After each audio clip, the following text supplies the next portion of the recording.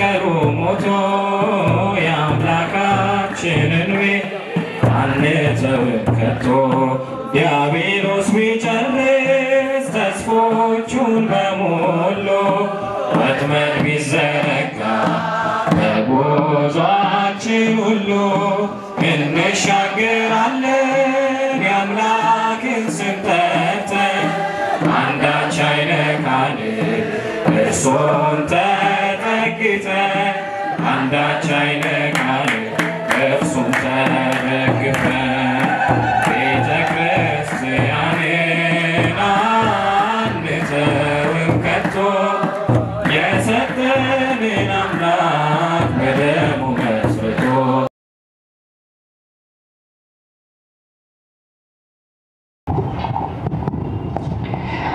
እስኪ ሁላችንም በጋራ እናማት። በስመ አብ ወወልድ ወመንፈስ ቅዱስ አሐዱ አምላክ አሜን።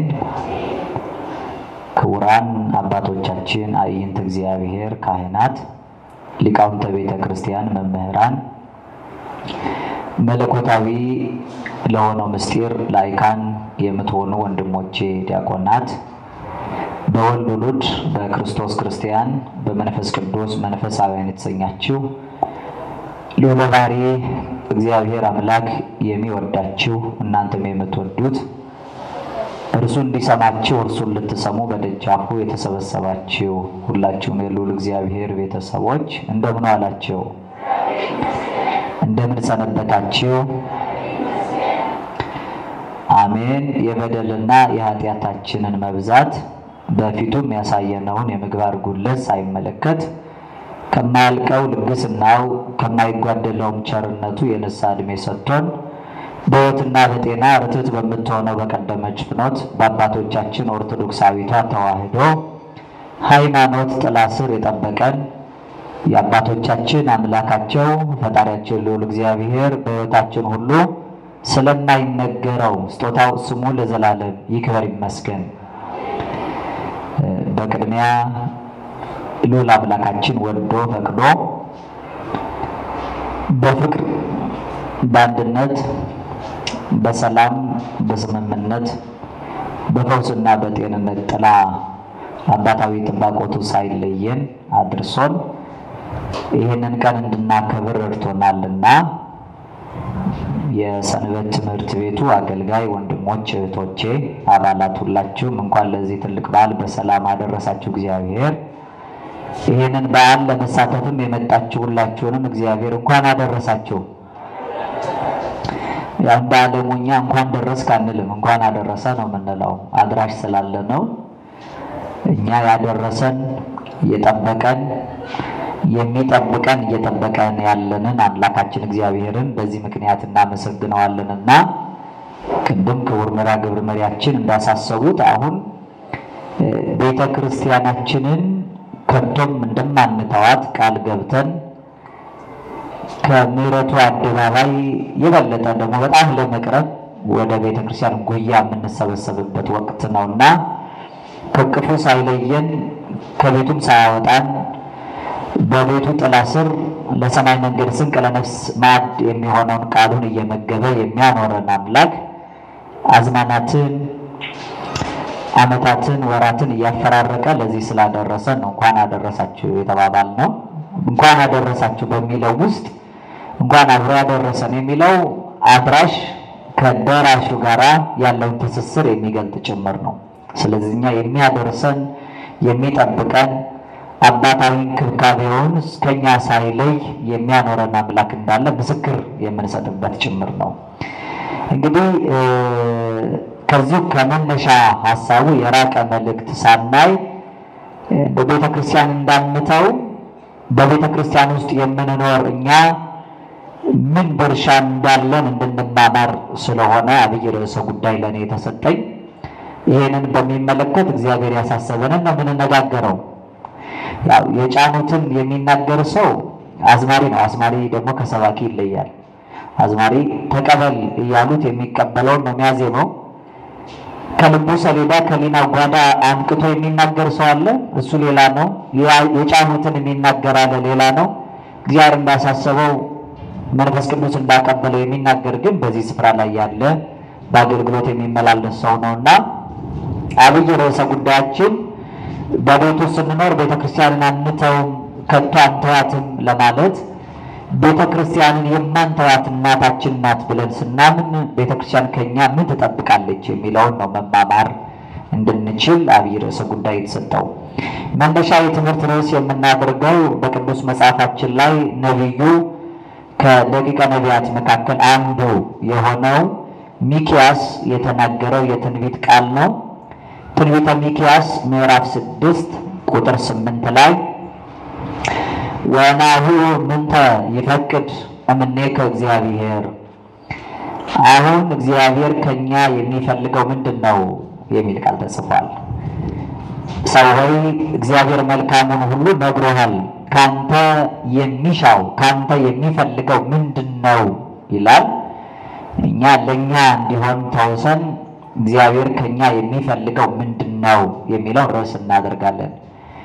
ከዚህ ጉባኤ ስንወጣ የሰማነው ቃል የተማርነው ትምህርት ከኛ እንዳይታጣ ሰምተን ቃሉን እንድናስተውል በልባችን ሰሌዳ በሊናችን ጓዳ እንድናሳድረው በቃሉ ለመኖር እግዚአብሔር ጉልበት እንዲሆነን እየደጅ እየጠናን የትምህርቱን ርዕስ ከኔ ተከትላችሁ ድምጻችሁን ዘለግ አድርጋችሁ ትደግሙታላችሁ። እግዚአብሔር በሉ። ከኛ የሚፈልገው ምንድነው? እስኪ ጠቅለል አድርጉና እግዚአብሔር ከኛ የሚፈልገው ምንድነው በሉ። እስኪ ለመጨረሻ ጊዜ ድገሙት። መልካም። ጸልዩ ወሰአሉ ለነሂ ከመ ያርሁ እግዚአብሔር አናቀጸ ቃል ወጸልዩ ሊተ ብዙሃ ከመ እክስቶ ዘክርስቶስ ምስጢር በከመ ይደለወን እንግር። ሰማያዊ የሆነውን የጌታችንና የአምላካችን የመድኃኒታችን የኢየሱስ ክርስቶስን ሕያው የሆነ ሰማያዊ ቃል እንድንማማር የምስጢር ባለቤት ለሁላችንም የቃሉን ደጅ የልቦናችንን ጆሮ እንዲከፍትልን ጸልዩ። ይልቁንም ልናገር እንደሚገባኝ መጠን ብቻ እንድገልጠው እኔንም በጸሎታችሁ አግዙኝ። ለእኔ ለደካማ ባሪያ ተናጋሪ አንደበትን፣ ለእናንተ ለአገልጋዮቹ ሰሚ ጆሮን፣ አስተዋይ ልቡናን የሰማይ አምላካችን እግዚአብሔር በነገር ሁሉ ያድለን። ዕውቀትና ጥበብን ምስጢርና ማስተዋልን እንደ በጎ ፈቃዱ መጠን ለሰው ልጆች ሁሉ የሚገልጠው ልሳነ ዓለም ከሳቴ ምስጢር አምላካችን አንዱ እግዚአብሔር መንፈስ ቅዱስ ነውና በበዛው ቸርነቱ ለሁላችንም ከራቀው አቅርቦ ከረቀቀው አጎልቶ ከተሰወረው ገልጦ ከተከደነው ከፍቶ እንድንረዳ ይርዳን። ህጥይተ አምሳል ምና አምሳላት ከምሳሌዎች ሁሉ ምሳሌ ታጣላት።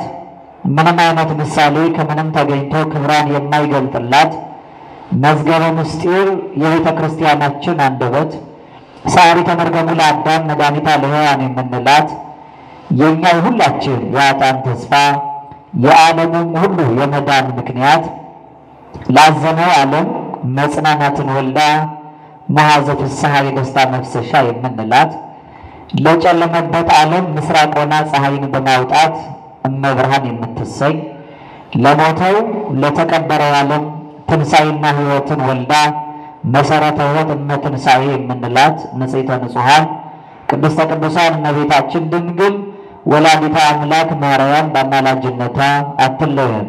መድኃኔዓለም አምላካችን በአጹረ መስቀሉ ደግፎ ሁላችንንም በቀደመው ስርዓት በአባቶቻችን ፍኖት ያጽናን። ወቅቱ ሁላችሁም እንደምታውቁት የነቢያቱን ጾም የምናስብበት ወቅት ነው። ስንማር እንደሰነበት ነው ጾሙ ጾመ ነቢያት ይባል የነቢያት ክብር ይወሳበት እንጂ ከሌሎቹ አጽዋማት ሁሉ ስያሜ ያካተተ ነው። ይወርዳል ይወለዳል ተብሎ ሱባኤ የተቆጠረለት ትንቢት የተነገረለት አካላዊ ቃል እስኪመጣ ድረስ የተነሱ ደጋግ ነቢያት በህብረ ትንቢትና በህብረ ምሳሌ የሚጠበቀውን አካላዊ ቃል ደጅ ጠንተው ውረድ ተወለድ ብለው ደጅ የጠኑበት መታሰቢያ ነው። ኋላ ግን ወርዶ ተወልዶ አልቀረም። ነቢያት የጾሙትም ጾም ቢሆን በአዲስ ኪዳን የብዙዎች ጾም ነው። በስሙ ጾመ ግዝእትነ ማርያም ይባላል። የእመቤታችንም ጾም ነው። ምናልባት ለሁላችን የማርያም ጾም የምንለው የእመቤታችንን ፍልሰቷን ትንሣኤና ዕርገቷን አስበው ሐዋርያት የጾሙት ነው። ያንን ስለ እመቤታችን ሐዋርያት ጾመውታል። ይህንን ግን እመቤታችን ራሷ ጾመዋለች። አካላዊ ቃልን በማኅፀኗ ተሸክማ እንዴት ባለ ግን ለኔ ለባሪያይቱ መለኮትን ጸንሶ መውለድ ይቻለኛል ስትል የትሕትና እናት ትሕት በትሕትና ሕይወቷን የገለጠች ድንግል ማርያም አካላዊ ቃልን በማኅፀኗ ጸንሳ የጾመችው ጾም ነው። የኢሳይያስን መጽሐፍ እያነበበች ድንግሊቱ በድንግልና ጸንሳ እንደምትወልድ የተረዳችውን ምስጢር በዚያች ድንግል ዘመን ተገኝቼ እንጨት ሰብሬ ውሃ ቀድቼ ባሪያዋ በሆንኩ ትላለች ቅዱስ ያሬድ። እንዘ አመቱ እሙረሰያ አገልጋዩ ሆና ሳለ እርሱ ግን እናቱ አደረጋት ይላል። እናቱ ከሆነች በኋላ ግን ነው አመቱ እነሆን የባሪያው እስመረየ ማማል አመቱ የኔን የባሪያዊቱን መታመን ትሕትና ተመልክቷል እያለች ባሪያ ብላ ራሷን የምትጠራ የመለኮት እናት ማኅደረ መለኮት የምትባል እመቤታችን ናት። እርሷ ጸንሳ ሳለ የጾመችው ጾም ነው። እናት እህቶቼ እንደው ልጅ በማኅፀን ተሸክሞ የሚጾም እናት አለ በዚህ ዘመን አለ አይደል? ሐኪሙም ከልክሏል ነው የሚሉት። እንደው የለም መብላት አለባት ነው የሚባል። እናቷ ቅድስት ሐና በማኅፀኗ እመቤታችንን ተሸክማ የሰጣትን ይጠብቅላት ዘንድ ስግደትን ታበዛ ነበር ይላል። ያው እናቷ ልጅ ድንግል ማርያም አካል መለኮትን ጸንሳ አምላክን በማኅፀኗ እያሳደረች ነገር ግን እንዴት ባለ ምግባር እንዴት ባለ በጎ ስራ እኔ አካላዊ ቃልን እወልደዋለሁ ትላለች የትሕትና እናት። እሷም ትጾም ነበር ይላል። በጾም በጸሎት በምጽዋትና በስግደት እግዚአብሔር ስጦታ ለመጠበቅ በቸርነቱ አምላካችን ያብቃል። የእርሷ ጾም ይባላል። ሁለተኛ የጌታ ጾምም ነው። የጌታ ጾም የሚለውን እኛ አብይ ጾም ላይ ነው የምናውቀው። አብይ ጾም እሱ ባለቤቱ የጾመው ስለሆነ ይህም ጾመ ገና ይባላል። የገና ጾም ነው። እግዚእነ ኢየሱስ ክርስቶስ መወለዱን አስበን የምንጾመው ስለሆነ ጾሙ የጌታ ልደት መታሰቢያ ስለሆነ ጾመ ጊዜ ይባላል። ጾመ ሐዋርያትም ይባላል። ሐዋርያት የልደቱን የምስራች ዕለቱን ደርሰው ደስታ እንዳያሳልፉ አስቀድሞ የተደረገው ውለታ እንዲረቅና እንዲደንቃቸው ከዚያ በፊት ያለውን ጊዜ ነቢያቱን እየዘከሩ እነሱ ረድ ተወለድ ብለዋል። እኛ ግን የልደቱን የምስራች ስንናገር በእያንዳንዳችን ልብ እንዲያድር በዓለም ላይ ያደረውን አምላክ እኛም ከእሱ ጋር ለማደር እንዲቻለን እንጾመዋለን ይላሉ። የተያዙበትን ለመያዝ የሚተጉ ቅዱሳን ሐዋርያት ያገኛቸውን አምላክ ለማግኘት ያወቃቸውን አምላክ እንዲያውቁ ከነሱ ጋር የሆነውን አምላክ ከእሱ ጋር እንዲሆኑ ሐዋርያት ጾመውታልና ሐዋርያትም የጾሙት ጾም ይባላል። በህብረ ብዙ መልክ የሚተረክ የሚነገር ጾም ነው። ጾመን ከጌታችን ጾመን ከእናቱ ጾመን ከሐዋርያቱ የምንጭና ምክንያት ከሆኑት ከነቢያቱ ረድኤት በረከት ጸጋና ሀብት እንድንካፈል በቸርነቱ አምላካችን ይርዳል። ከከበሩ ነቢያት መካከል አንዱ ይህን ትንቢት የተናገረ ሚክያስ ነው መነሻ ያደረግነው። በቅዱስ መጽሐፋችን በስም ተወራራሽነትና ሞክሼነት የሚታወቁ 3 ነቢያት አሉ። አንደኛው የተለየ ነው፣ ሚልኪያስ ይባላል። ሁለተኛው ሚክያስ ይባላል። ሶስተኛው ግን ያው ሚክያስ ይባላል። ሚልኪያስ ማለት የእግዚአብሔር መልእክተኛ ማለት ነው። ሚክያስ በሚባል ስም የሚታወቁ 2 ነቢያት አሉ። የእስራኤል ነቢይና የይሁዳ ነቢይ ናቸው። ሚክያስ ማለት ያስ የሚለው ስም ኤል ከሚለው ጋር አቻ ነው። ለምሳሌ አንዱ ሕዝቅያስ ሲባል አንዱ ሕዝቅኤል ይባላል። ጽኑ እግዚአብሔር ኃያል አምላክ ማለት ነው። ያው ነው አምላክ እግዚአብሔር ማለት ነው። ያስ ኤል የሚለው በብዙ ቅዱሳን ላይ ተቀጽሎ እንደ ቅዱስ ሚካኤል፣ ቅዱስ ገብርኤል በእነዚህ ላይ እንደምናውቀው ሁሉ ያስ የሚለው ኢሳይያስ፣ ኤርምያስ፣ ሕዝቅያስ እየተባለ እንደ ሚክያስ ይቀጸላል። አምላክ እግዚአብሔር ማለት ነው። ሚክያስ ማለት ሌላ ዘርፉ በኤል ሲዛረፍ ሚካኤል እንደማለት ነው። ሚካኤልና ሚክያስ አንድ ነው። ሕዝቅያስና ሕዝቅኤል እንዳለ ያለ ነው። ሚካኤል ማለት መኑ ከማምላክ እንደሆነ ሁሉ ሚክያስ ማለትም መኑ ከማምላክ አምላክን ማን ይመስለዋል ማለት ነው። በዚህ ስም የሚታወቁ 2 ነቢያት አሉ። አንደኛው ከኤልያስ ቀናኢ በሕገ አምላኩ የሆነ ታላቅ ነቢይ ቀጥሎ የተነሱ እንደነ ኤልሳ እንደነ አብዱ እንደነ ዮናስ የሚጠቀስ የኤልያስ ተከታይ የነበረ የእስራኤል ነቢይ ሚክያስ አለ። ይህ መልእክቱን የጻፈው ግን የይሁዳ ነቢይ ሚክያስ ነው። ሁለት ሚክያስ አለ። ያኛው እውነተኛ ነቢይ የነበረ ነው። ይህም እንደሱ ነው። ከዛኛው በረከት እንዲሆን አንድ ፍሬ ነገር ያለው ታሪክ እናንሳና ወደዚህኛው ሚክያስ እንመጣለን። ንጉሥ የተባለ አካብ የእስራኤል ንጉሥ ነው። ከሰሎሞን ከዳዊት ልጅ በኋላ የእስራኤል መንግስት ለሁለት ተቀዷል ወይም ለሁለት ተከፍሏል። በሰሜንና በደቡብ ተከፍሏል። በደቡብ ያለው ይሁዳ ይባላል፣ በሰሜን ያለው እስራኤል ይባላል። እስራኤል ሰፊ ግዛት ነው። 10 ነገድ የያዕቆብ ልጆች ዘር የያዘ ነው። በደቡብ ያለው 2 ነገድ የያዘ ነው። የይሁዳና የብንያም ነገድ ነው። የሰሜኑ ንጉሥ በዚህ ዘመን ታሪኩን በምናይበት ዘመን አካብ የሚባል ክፉ ንጉሥ የተነሳበት ኤልዛቤል የምትባል መምለክ ጣዖት የምታመልክ ሴት ነቢያት ሐሰት የምትቀልብ የጣዖት ካህናትን የምታደልብ በእነሱ ምክር የምትተዳደር ክፉ ሴት ነበረች።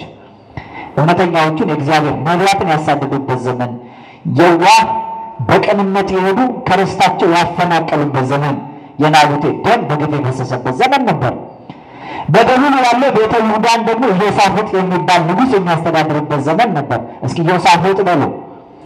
ኢዮሳፍጥ የደቡብ የይሁዳ፣ አካብ ደግሞ የሰሜን የእስራኤል። በአዋሳኝ ጎረቤት ደግሞ ሶርያ የምትባል ግዛት አለች።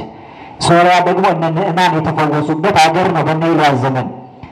ነገር ግን በዚያ ንዕማን መስፍን ነው፣ ንጉሱ ወልደ አዴር ነው የሚባለው። ስም በዛባቸው መሰለኝ። ጉዳይ ያላቸው ሶስቱ ናቸው። ወልደ አዴር፣ አካብና ኢዮሳፍጥ ብቻ ናቸው። ሶስቱ በደንብ ያዙ። አካብ የናቡቴን ርስት ለራሱ እንደወሰደ ሀገር የሚመራ ሆኖ እያለ በጎረቤት ርስት የለመደው ከጎረቤት ሀገርም ደግሞ ርስት ቦታ መቀማት ፈለገ። የሰማችሁ ነው አይደል? ምን አለ?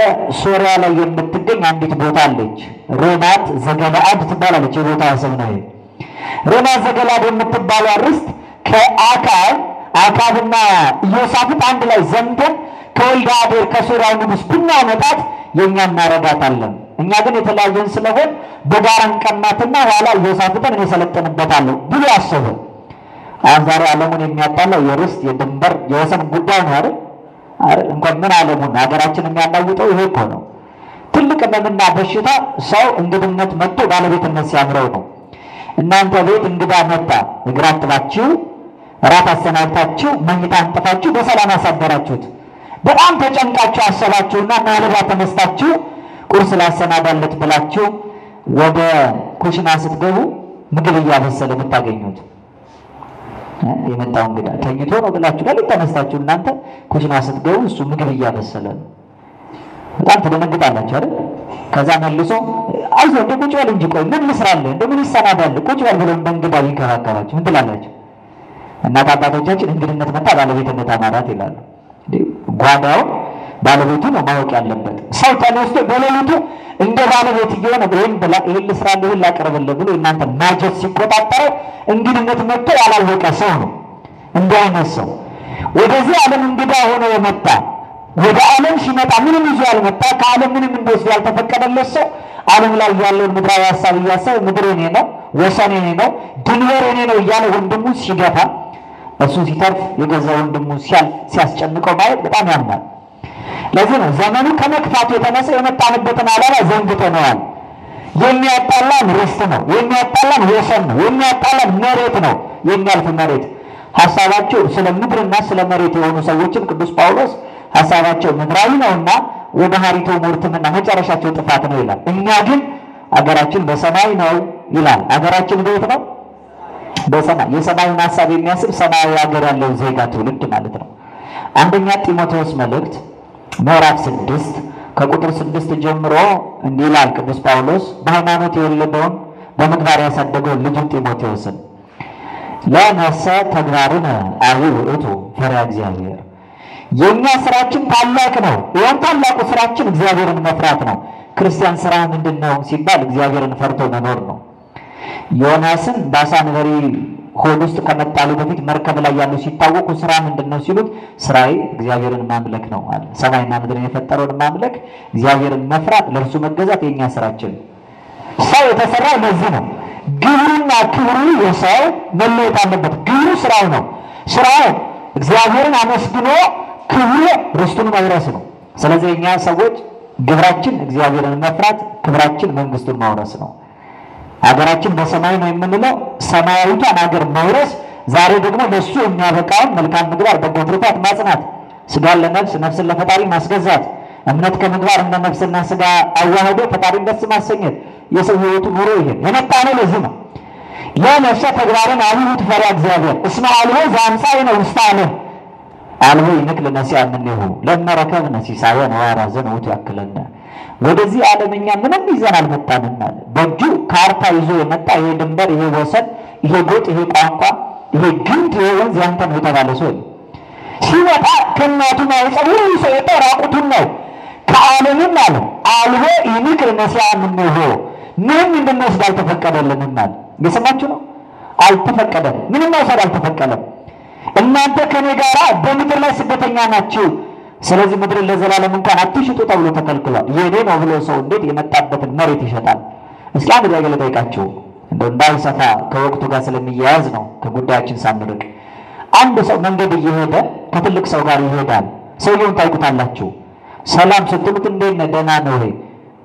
አውሮ ያለውን ሰው እንደማታውቁ ሲገባ እንዴ አብራኝ ያለችውን አታውቃትም እንዴ? ተዋወቃት እንጂ እናቴ ናት እኮ ወልጃት ነው ቢላችሁ ምን ትላላችሁ? ሰምታችሁ ያላልኩትም ተዋወቃት ምን ናት? ምን አርጊያት ነው? እኔ ነኝ የወለድኳት እኮ እንዴት አታውቃትም እስከዛሬ? እናቴ ናት ቢላችሁ ምን ትላላችሁ? ትስቃላችሁ? እኔ አልስቅም፣ አዝንለታለሁ ለሱ። እሱን ማናገር ትቼ እማማ እንደምን ዋሉ ደህና ነዎት? ልጁን ጸበል እየወሰዱት ነው የምለው።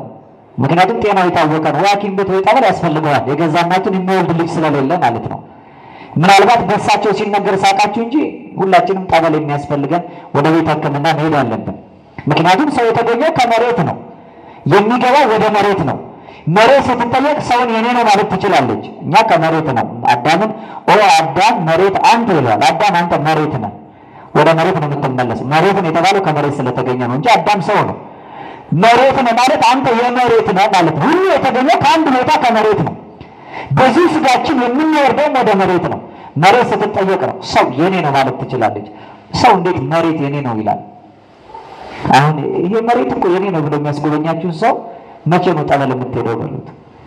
እስከዚህ ያለው ድንበር እኮ የኛ ነው የሚል ሰው አለ። ይሄኛው ግዛት እኮ የኔ ነው የሚል ሰው አለ። እንግዳ ሆኖ መጥቶ ባለቤትነት የሚያምረው በምድር ላይ ሲኖር አላቂ እንጂ ዘላቂ ማንም ፍጥረት የለም አለ እንደ ሰው። ቅዱስ ዳዊት በመዝሙር 88 ቁጥር 48 ላይ መኑ ውእቱ ሰብ ዘያሃዩ ወኢይራ ለሞት ሕያው ሆኖ ለዘላለም የሚኖር ሰው ሞትንስ የማያይ ማን ነው ይላል። ሕያው ሆኖ ለዘላለም ነዋሪ ሞትንም ሳይ በምድር ላይ ቀሪ ማንም የለም። ወደ አካብ እንመለስ። አካባቢያችን መሬት ፈለጋትና ካልተጣላን አለ። ከዛ ኢዮሳፍጥ ምን አለው? አይ ለእስራኤላውያን ሲዘምቱ ጦርነት ሲገጥሙ ነቢያቱ ከእግዚአብሔር የተነገራቸው ካላሳሰበው በስተቀር ብንዘምት ድል እንነሳል ድል አንነሳም። ስለዚህ መሬቱ ይገባናል አይገባም የኛ ርስት ነው አይደለም የሚለው ነቢያቱ ከእግዚአብሔር ፈቃድ ይጠይቁልናል። አካብ የሐሰት ነቢያትን ሐሳባን ነቢያትን የሚሰበስብ የጣዖታት ካህናትን የሚቀልብ ሰው ነው። ነቢያቱን ሰበሰበና እኔና ኢዮሳፍጥ ወልደ አዴርን ለጦርነት ልንገጥመው ነው። ሮማ ዘገላልን ወደዚህ ልናመጣ ነው። እግዚአብሔር ከኛ ጋር ነው አይደለም አላቸው። አለ እኮ አንዳንድ ሰው ዘመን የወለደውን ንጉሥ የወለደውን የሚናገር ማለት ነው። ከራሱ አንቅቶ የሚመሰክር ሰው አለ። የውሸት ነቢያት ነው የሚባሉት እነዚህ። እግዚአብሔር ያላመለከታቸውን የሚናገሩ ሳያዩ አየን ሳይመለከቱ ተመለከትን የሚሉ አለን እያሉ ሐሰት የሚናገሩ ከራሳቸው አንቅተው የሚመሰክሩ አሉ። አካብን ፈርተው ምን አሉ በአንድነት? አረ ንጉሱ ይውጣ ድል ነስቶ ይመለሳል አሉ። እርግጠኛ ናቸው አለ ኢዮሳፍጥ ተጠራጥሮ አዎ አሉ። ከዛ ኢዮሳፍጥ አካብን ነቢያቱ ሁሉ እንግዲህ አንድነቱን ይውጣ ብለዋል፣ እንዲህ የቀረ ነብይ ግን የለም አለው። አካብ ምን አለ? አንድ የቀረ ነብይ አለ ሚክያስ ይባላል። እሱ እግዚአብሔር መልካም ነገርን ቢያሳየው ስለኔ መልካም ግን አይናገርም። እሱን የሌለው እንጂ ነቢያቱስ እነዚህ ናቸው አሉ። ግድ የለም እንስማው እስኪ ሚክያስ መጥቶ አንድ ነገር ይናገር ተባለ። ከዚያ ምን ይላል ቅዱስ ቃሉ? ሚክያስንም ሊጠራ የሄደው መልእክተኛ እንዲህ አለው፣ ነቢያት ሁሉ በአንድ አፍ ሆነው ስለ ንጉሱ መልካም ነገር ይናገራሉ፣ ቃል ከቃላቸው ጋር አንድ እንደሆነ እለምንሃለሁ አለው ይላል። እየሰማችሁ ነው? ሚክያስ ግን እንዲህ አለ፣ ሕያው እግዚአብሔርን እግዚአብሔር የሚናገረኝን እርሱን ብቻ እናገራለሁ አለ ይላል። ሁላችሁም እንደዚህ በሉ። ሕያው እግዚአብሔርን በሉ። እግዚአብሔር የሚናገረኝን እርሱን ብቻ እናገራለሁ። ሰው የእግዚአብሔር ሰው የሚያሰኘው ይሄ ነው። ማን የሚናገረኝን? እግዚአብሔር ያመለከተኝን፣ እርሱ የሚመራኝን፣ እርሱ በል የሚለኝን እናገራለሁ እንጂ ቃላቸው አንድ ስለሆነ ከነሱ ለመተባበር ብዬ አልኖርም አለ። እውነተኛ የእግዚአብሔር ሰው የሚባል ብዙዎች በሄዱበት መንገድ ተባብሮ ተደግፎ እኔ ብለኝ ምን ይሉኛል ብሎ የሚሄድ አይደለም። ለእውነት የሚያደርሰው፣ ለነፍሱ የሚኖር ሰው፣ ለክሩ የሚያደርሰው እውነተኛ ሰው ነው። ነቢይ የሚያሰኘው ይሄ ነው። ነቢያት አፉን ለእግዚአብሔር፣ እግዚአብሔር አፍ፣ እግዚአብሔር እስትንፋስ ይባላሉ። ቅዱስ አባታችን ወልደ ትምህርቶሙ ለፀባሃውያን አብያዝ ለምስራቃውያኑ ከዋክብት የትምህርታቸው ልጅ የተባለ ካለ ላሊበላ ዳግማዊ ያሬድ ኢትዮጵያዊ ዲዮስቆሮስ አባ ጊዮርጊስ ዘጋስጫ በሰዓታት ምስጋና ዘበነቢያት አስተንፈሰ እግዚአብሔር ከመያስም ቃሉ ለሕዝብ፣ እግዚአብሔር ለሕዝቡ ቃሉን ማሰማት ሲፈልግ በነቢያቱ ላይ ያደር የተነፍሳል ይላል። ነቢያት እስትንፋስ እግዚአብሔር ናቸው። ነቢያት አፉ ለእግዚአብሔር፣ እግዚአብሔር አፍ ናቸው። ሲናገሩ እስመ ከመዝ ነቢየ እግዚአብሔር፣ እግዚአብሔር እንዲህ ይላል፣ የሰራዊት ጌታ እግዚአብሔር እንዲህ ይላል፣ እግዚአብሔር ይህን ተናግሯል እያሉ ነው የሚመሰክሩት፣ የራሳቸው ቃል ስለሌላቸው። ሚክያስ በመካከላቸው መጣና ንጉሱ ትንቢቱን ከቃሉ ሲጠብቅ አንተ ወደ ሌላ ዘገላድ እወጣለሁ ትላለህ፣ ብትወጣ አትመጣም አለው። የሰማችሁ ነው። ተናደደና ይኸው መልካም አይናገርም አላልኩም በሉ፣ ይህን ክፉ ነቢይ እኔ ከጦርነት እስክመለስ እስክመጣ ድረስ በወይን ያኑሩት አላቸው። ሚክያስን እያዳፈ ሲወስዱት መለስ ብሎ እስክመጣ በወይን ያኑሩት ትላለህ፣ ብትወጣማ እንደማትመጣ ነገርኩህ አለው። ሚክያስ ልክ አካብ ከዮሳፍጥ ጋር ሆነ ወልደ አዴርን ወይም ሶርያን ለመውጋት ጦርነት ሲሰለፉ የወልደ አዴር ጭፍራ የሶርያ መስፍን ጦሩን ሰብሮ ሲልክ የመጀመሪያ የተላከው ጦር ከመካከል ተመዘግዝጎ መጥቶ መሀል ልቡን የአካብን ወጋው። ሲወጋው አካብ ምን አለ? እውነቱን ነው፣ ብትወጣ አትመጣም ነው ያለኝ። አይ እግዚአብሔርን በድዬዋለሁ አላለም። ቶሎ ብሎ ደሙን በቦታ ያዘና ጭፍሮቹን አገልጋዮቹን እንዲያላቸው ሁለት ነገር ፈጽሙልኝ፣ በጊዜ ሰረገላውን መልሳችሁ ከቤተ መንግስት አድርሱኝ፣ ብትወጣ አትመጣም ያለኝን ሚክያስን ነፍሴ ሳትወጣ ሌውና መምጣቴን እንኳን ልንገረዋል። የሰማችሁ ነው። እያጣጣረ ንስሐ የማይገባ ሰው እኮ አለ። እግዚአብሔር በቸርነቱ የትንቢት መፈጸሚያ ያድርገን። የትንቢት መፈጸሚያ ላለመሆን ንስሐ መግባት መጸጸት ነው እንጂ በደረሰብን ሰዓት ሌሎቹን ለማናደድ ትንቢት ተናጋሪዎቹን ለማርከስ የሚሮጥና የሚሽቀዳደም ሰው አለ። ህሊና ኃጢአቱን የማይዘክር አንደበቱ ክፉ ስራ መተላለፉን የማይዘረዝር ለአሁን ነፍሱ የማይናገር ደካማ ሰው የትንቢት መፈጸሚያ እየሆነ መከራው እየበዛበት ስቃይ እየመጣበት ልቡን ለንስሐ የማያዘጋጅ ማለት ነው። አባቶች በአገር ላይ እንዲህ ይመጣል፣ በዓለማችን ይከሰታል ብለው ተናግሯል ሲባል እነሱ ደግሞ የሚል ሰው አለ። የሰማችሁ ነው። ያ ይመጣል ያሉት ለመምጣት ግድ ሆኖ አይደለም። እኛ ብንመለስ እግዚአብሔር ይመልሳል። ከፍርዱ ቸርነቱ እግዚአብሔርን ትቀድመዋለች። በትረ መዓቱን አንስቶ ሀብለ ምሕረቱን ዘርግቶ በፍቅር ዓይኖቹን እንዲያየን በምሕረት እጆቹ እንዲዳብሰን ቅዱስ ፈቃድ ይሁንልን። ለዚህ አባቶቻችን የትንቢት መፈጸሚያ አታድርገኝ የሚሉት። አካብ ትንቢቱ እንዳይፈጸምበት ንስሐ አልገባም፣ ወደ ፈጣሪ አልተመለሰም። ነገር ግን አይሁን የሚለውን እርሱ ለራሱ ሩጫ ድል ሊነሳ መልሱኝ። ደግሞ ያክፉ ነቢይ ናቡቴን ሳስገድሉ የናቡቴን ደም ውሾች እንደላሱት ያንተንም ደም ውሾች ልሰው ጋለሞቶች ይተጣጠቡበታል ብሎታል። ያም እንዳይፈጸም ደሜን በቦታ ላይ ብቻ ጠረጉልኛል። እየሰማችሁ ነው። ልክ ሰረገላውን ሲመልሱ ነፍሱ ተለይታ ሄደች። ደሙ አብዝቶ ስለፈሰሰ ሰረገላውን ከውሃ ሲያጥቡ ውሾች የሚልሱ ጋለሞቶች በጣም የሚተጣጠቡበት ሆኑ። ነቢዩ ሚክያስ ማለት አንደኛው የእስራኤል ነቢይ ይሄ ነው። ለእግዚአብሔር ያደረ ማለት ነው። ቃሉን የመሰከረ ማለት ነው። የነቢያቱን ጾም ስንጾም እንደ እግዚአብሔር ፈቃድ መኖር እግዚአብሔር ከኛ የሚፈልገው ልክ እንደዚህ አይነቱን እንደ ነቢዩ እንደ ቃሉ መኖር፣ ለሱ ፈቃድ ማደር፣ የኛን ጊዜያዊ ግድ ምድራዊ አምሮት የሚያልፍ ምኞት ከዚህ መነጠል፣ ከእግዚአብሔር ፈቃድ መነጠል ማለት ነው።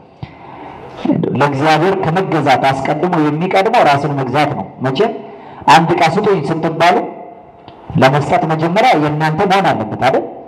እስኪ እሱን ስጠኝ ሲል ውጭ የኔ አይደለም ትላላችሁ ቶሎ የእናንተ ካልሆነ። ኧረ ፈልጋለሁ ከማለት እኮ የሚቀድመው መጀመሪያ የራስ ማድረግ ነው። ስለዚህ እስኪ ራሳችሁን ለእግዚአብሔር ስጡ፣ ሰውነታችሁን ለእግዚአብሔር አስገዙ ከማለት መጀመሪያ እኛ ዓለም እንዳልገዛ ሌላ እንዳልተጫወተብን እኮ እርግጠኛ መሆን አለብን። ስለዚህ ከመንፈስ ፍሬዎች መካከል አንዱ ለእግዚአብሔር መገዛት ራስን መግዛት ይሆናል። ለእግዚአብሔር ከመገዛት የሚቀርብ ራስን መግዛት ያልገዛነውን ራሳችንን ያልተቆጣጠርነውን ማንነታችንን እንዴት ለእግዚአብሔር እናስገዛለን?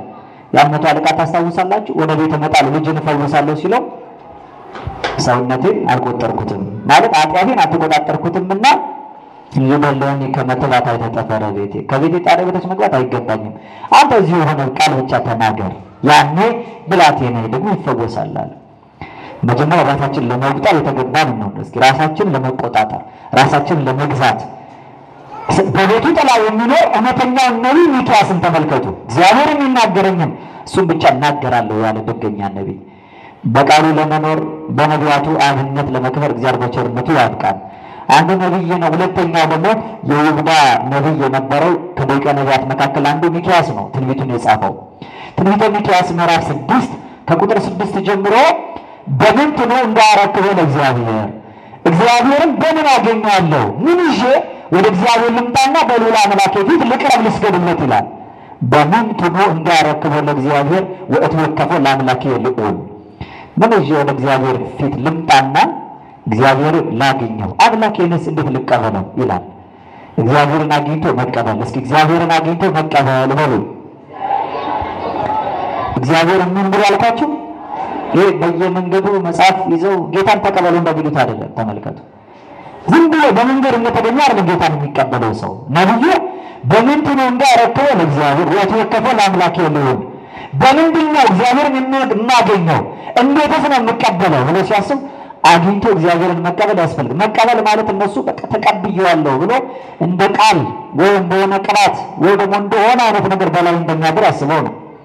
እኛ ሊቀበለን ወደኛ የመጣውን አምላክ በአጭር ቁመት በጠባብ ደረት ተወስኖ ሰው የሆነውን ጌታ ፈጣሪ የምንቀበለው መጀመሪያ እርሱ እኛን መስሎ የእኛን ስጋ እንደተዋሃደ እኛ እሱን መስለን የእሱን ስጋ ልንዋሃድ ያስፈልጋል።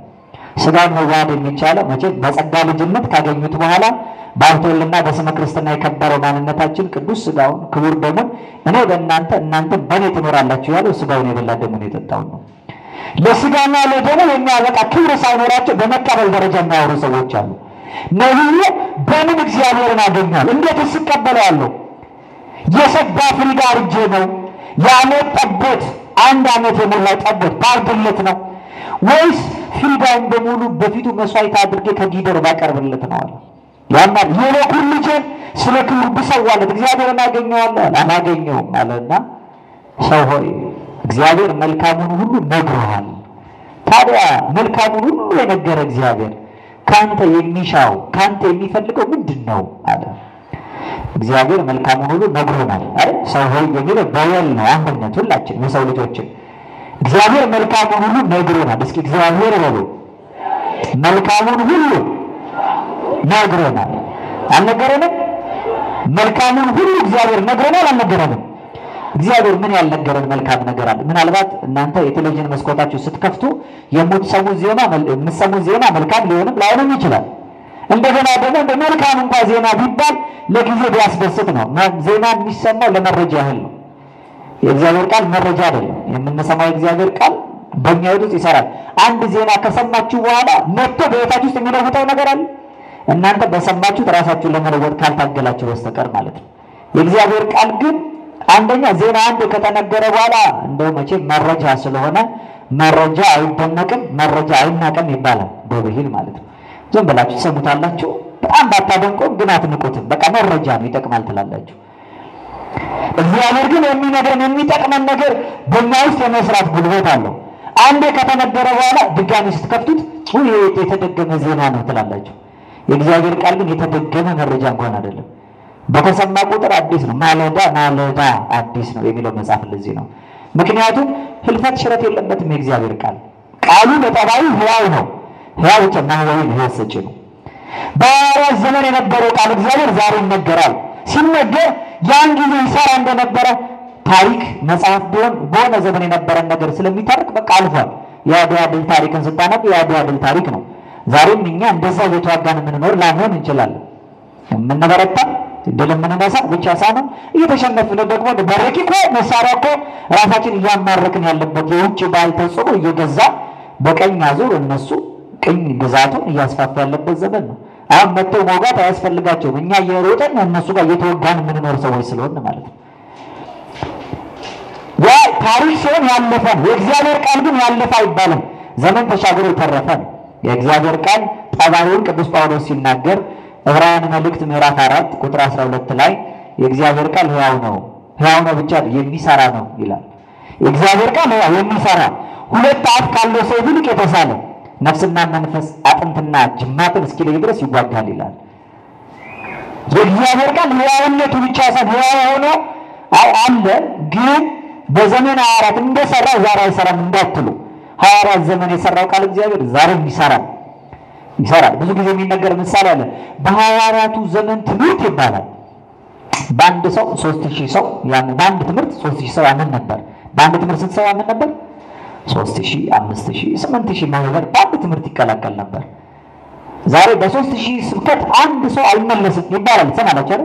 እሱ አይደለም በጣም የከፋው ደግሞ በአንድ ስብከት 3000 ሰው ይጣፋል ዛሬ። ነገር ግን አይዟችሁ ልክ እንደኛ በድፍረትና በትዕቢት ተሞልቶ አትሮሱን ተደግፎ የሚናገርን አትመልከቱ። እኛ ስንተኛ እነሱ የሚቆሙ፣ እኛ ስንበላ እነሱ የሚጾሙ፣ እኛ ስንዝል እነሱ ግን የማይደክሙ ስንት ብርቶች አሉ። በአንድ ቃል ሚሊዮኑን የሚማርኩ አባቶቻችን አሉ ዛሬ። ምክንያቱም ሕያው የሆነ እግዚአብሔር ቃል በቃ በዛ ዘመን ነው ዛሬ ግን አይሰራም እንዳትሉ። ይሄ ማለት ተናጋሪውን መንቀፍ ሳይሆን የሚነገረውን ቃል እግዚአብሔር መንቀፍ ነው።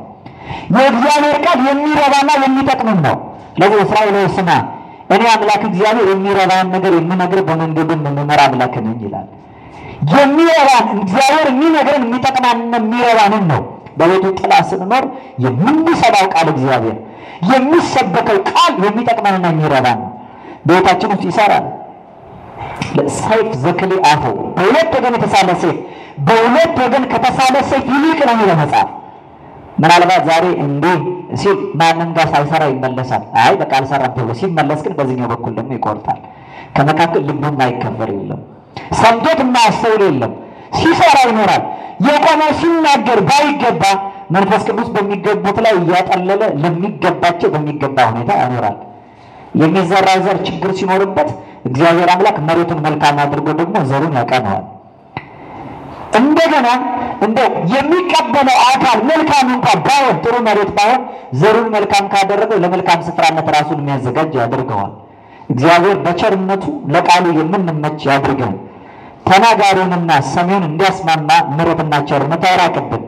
ዳሩ ግን የሰሙት ቃል ከሰሚዎቹ ጋር በእምነት ስላልተዋሃደ አልጠቀማቸውም እንደተባለ በእምነት ከኛ የሚዋሃድ የሚጠቅመን ቃል ያድርግልን። ሰው ሆይ አለና መልካሙን ሁሉ እግዚአብሔር ነግሮሃል። ታዲያ ካንተ እግዚአብሔር ምን ይሻላል?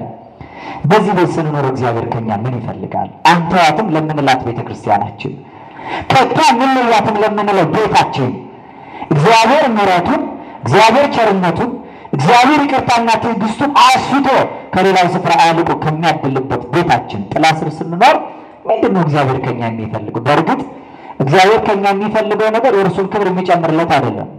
በኖርን ዓለም የምንሰራው ዋጋ የኛን ክብር የሚያስጨምርልን ነው።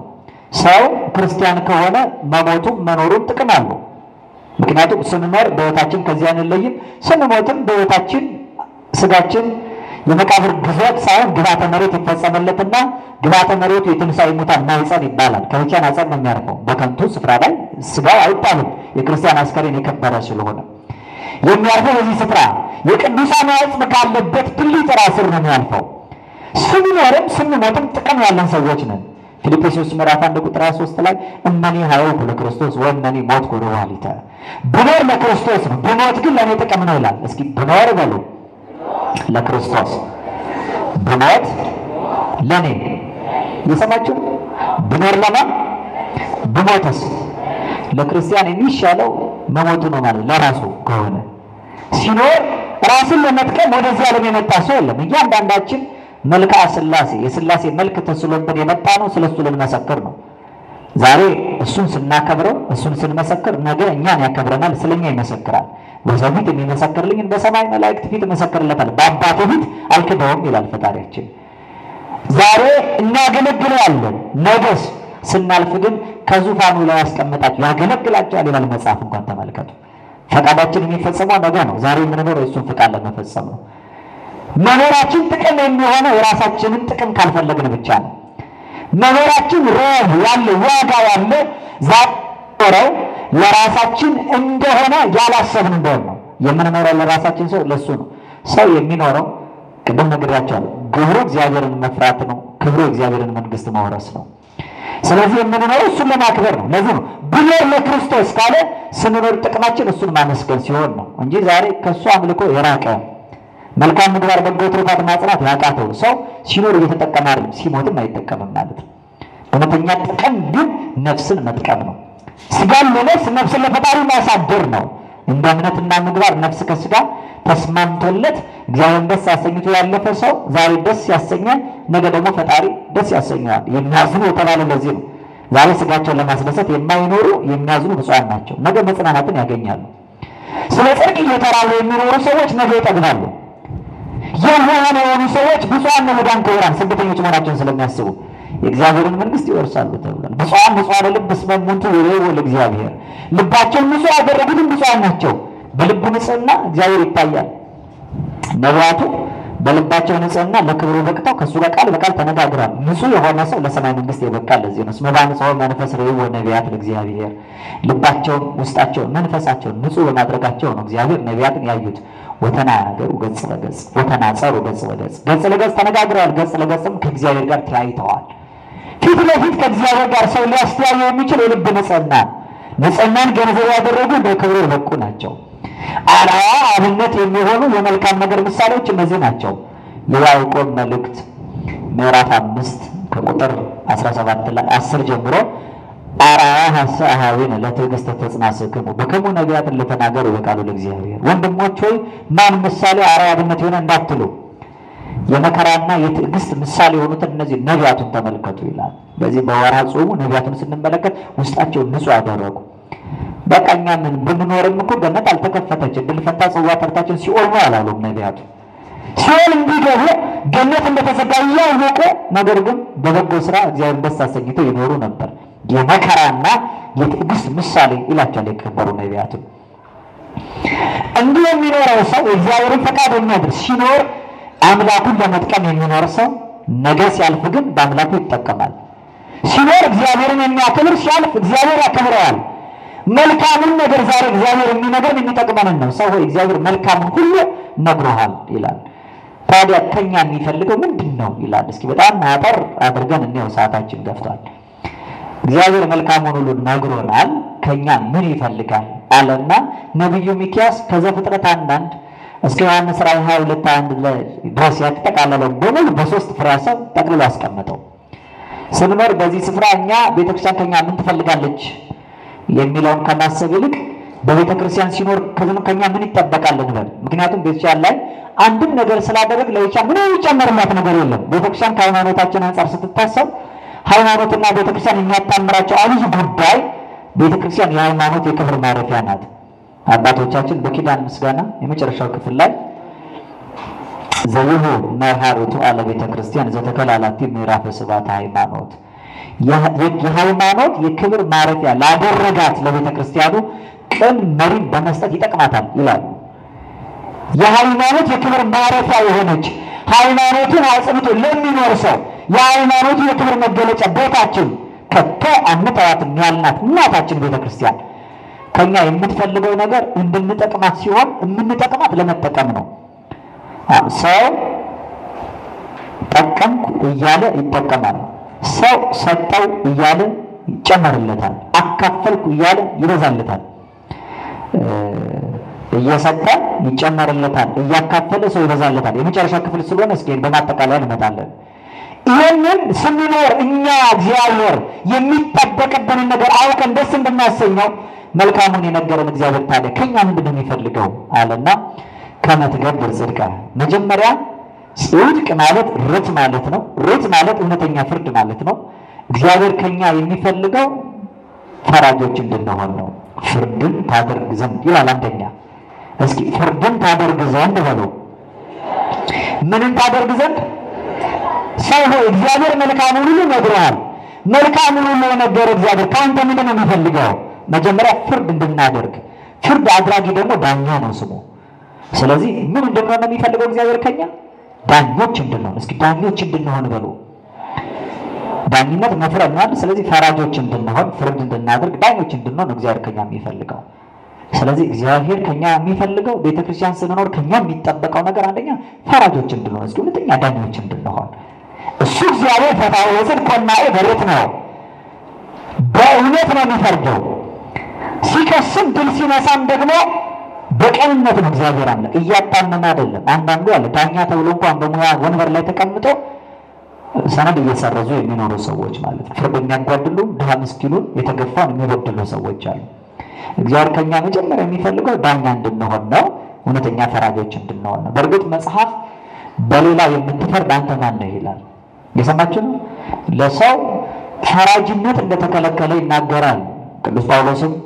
ሙሴም ሊቀ ነቢያት አንሰ እትፌድህ ወአንሰ እትቤቀል፣ በቀልና ፍርድ የኔ ነው፣ እኔ ብድራትን እከፍላለሁ፣ ለቁጣ ፈንታ ስጡ እንጂ ራሳችሁ እንዳትፈርዱ እንዳትበቀሉ ይላል መጽሐፍ። ስለዚህ በሌላው መፍረድ እንደተከለከለ ፈራጅነት ለኛ እንዳልተሰጠ መጽሐፍ ሲመሰክር፣ ነብዩ ሚክያስ ግን የለም እግዚአብሔር ከኛ የሚፈልገው መልካሙን የነገረን ፈራጅ እንድንሆን ነው አለ። ሌሎቹ እንዳትፈርዱ ሲሉ እሱ ፈራጁ ነው የሚለው ሌሎቹ እንዳትፈርዱ ያለው ሌላ ሰው ላይ ነው። ነብዩ ሚክያስ ግን ፈራጆቹ ነው ያለው። እውነተኛ ዳኛ በመንፈስ ስትኖሩ በሃይማኖት ስትኖሩ ራሳችሁን መርምሩ ይላል መጽሐፍ። እስኪ በሃይማኖት ስንኖር በሉ ራሳችንን እንመርምር። ማንን እንመርምር? በቃ ዳኛ ማለት ከሳሽ ከተከሳሽ ጋር የትኛው ጋር ነው ሚዛን መውደቅ ያለበት ብሎ ሁለቱም ቀኝ ከግራ የሚሰማ የሚመረምር ነው። ዳኛ ስትሆኑ ክርስቲያን በራሱ ላይ የተሾመ ዳኛ ነው። እንደ መጀመሪያ አዳምን ሲፈጥረው ከሰጠው ክብር መካከል አንዱ ዳኝነት ነው። ዳኝነት ሀቡ ኩነኔ ለንጉስ፣ ለንጉስ ፍርድን ስጡ ይላል። ፈራጅ ንጉስ ነው። የባህሪ ፈራጅ ንጉሱ አምላካችን ነው። ያሰለጠነን የእሱን መልክ የሳለብን ፈጣሪያችን ሰውን የፈጠረ ፈራጅ አድርጎ ነው። ቅዱስ ዳዊት በመዝሙር 48 ቁጥር 20 ላይ ሰብእሰ እንዘ ክቡር ውእቱ ኢያእመረ፣ ሰው ክቡር ሆኖ ተፈጥሮ ነበር አላወቀም ይላል። ወኮነ ከመ እንስሳ ዘአልቦ ልብ ወተመሰሎሙ፣ ልብ እንደሌላቸው እንደ እንስሳት ሆነ እነሱን መሰለ ይላል። ይህንን ሊቁ የቤተ ክርስቲያን ማህቶት የተዋሕዶ አንደበት ቅዱስ አትናቴዎስ ሐዋርያዊ ቅዳሴ አትናቴዎስ በምናየው ክፍል ላይ እንዲያብራራው ተናገረ። ሰብእሰ እንዘ ክቡር ውእቱ ኢያእመረ ማለት አለ ሰብእሰ እንዘ ንጉሥ ውእቱ ኢያእመረ፣ ሰው ንጉሥ ሆኖ ተፈጥሮ ነበረ፣ ክብሩ ንግስናው ነው። ነገር ግን ንግስናን አላወቀም ማለት። አሰረ ርእሶ በፈቃዱ፣ ራሱን በፈቃዱ አሰረ። ወኮነ ገብረ ወመለክም ወለኮነ አጋዕዝተ፣ ባሪያ ሆነና ርኩሳን መናፍስት እኩያት አጋንንት ሰለጠኑበት። ገዢዎች ያልሆኑትን ለማምለክ የደረሰው ንጉሥ የሆነው ሰው ራሱን በፈቃዱ ስላሰረ ነው። ዲያብሎስ የሰውን ልብ ዙፋን፣ የሰውን ሰውነት ድንኳን፣ የሰውን አንደበት ልሳን አድርጎ መቆጣጠር የቻለው ሰው ንግስናውን ሳያውቅ ፈራጅነቱን ሳይረዳ ነው። በዚህ ነው በሚያመዛዘን ሌላ በራሱ ላይ መፍረድ አቃተው። ዕፀ በለስን መብላቱ አይደለም የበለጠ ሰውን የሚያስቆምነው እኮ ከበላ በኋላ አበስኩ ገበርኩ አለ ማለት ነው። አበሳ ገበርኩ አበስኩ፣ እኔ ኃጢአትን ሰራው በደልን ፈጸምኩ ብሎ ማልቀስ ሲችል ዳኛ መሆን አቃተው። አዳም አዳም አይቴሃለከ ወዴት ነው ያለው ሲለው እግዚአብሔር ራቁቴን ሆኜ ተሸሽጌአለሁ አለ። ራቁቴን መሆኑን ማን ነገረ? አትብላ ያልኩህን በለስ በላ ሲለው አምላኬ እኔማ አምላክነት ያሰጣል አሳስቶኝ ተሳስቼ በልቻለሁ ይቅር በለኝ አላለም። ረዳት ነው ያልከኝ ሴት ቆርጣ ብትሰጠኝ መላህት አለ። እየሰማችሁ ዳኛ መሆን አቃተው ማለት ነው። ሰው በራሱ ላይ የተሾመ ዳኛ ነው። ለምንድን ነው በራሱ ላይ የሚሾም? ነፍሱ ከስጋ ስለምትጣላበት ነው። ፈቃደ ስጋውን ለፈቃደ ነፍሱ ማስገዛት ያቃተው ሰው ማለት ነው። የእግዚአብሔርን ቃል በእሱ የሚያኖር ሰው የስጋውን ፈቃድ ከነፍሱ ፈቃድ ይለያል። ክርስቶስ አምላካችን ወደዚህ ዓለም ሲመጣ መጣሁ ያለው ለዚህ ነው። ሰውን ንጉሥ ነው ብቻ አይደለም ያለው። ሰብእሰ አለ ቅዱስ አትናቴዎስ እንዘ ባዕል ውእቱ ኢያእመረ፣ ሰው ባለጸጋ ሆኖ ነበር የተፈጠረው፣ ባለጸግነቱን ግን አላወቀም ማለት። አንደ ርእሶ በፈቃዱ፣ ራሱን በፈቃዱ አሰረ። አኀበ ከርሶ ወአጽንዐ ነፍሶ፣ ስጋውን አስራበ ነፍሱንም ደግሞ አስጠማ ይላል። እግዚአብሔርን ከማመስገን ተራበ። አምላኩን ከመውደድ ተጠማ። መለኮትን ማፍቀር ጠማው።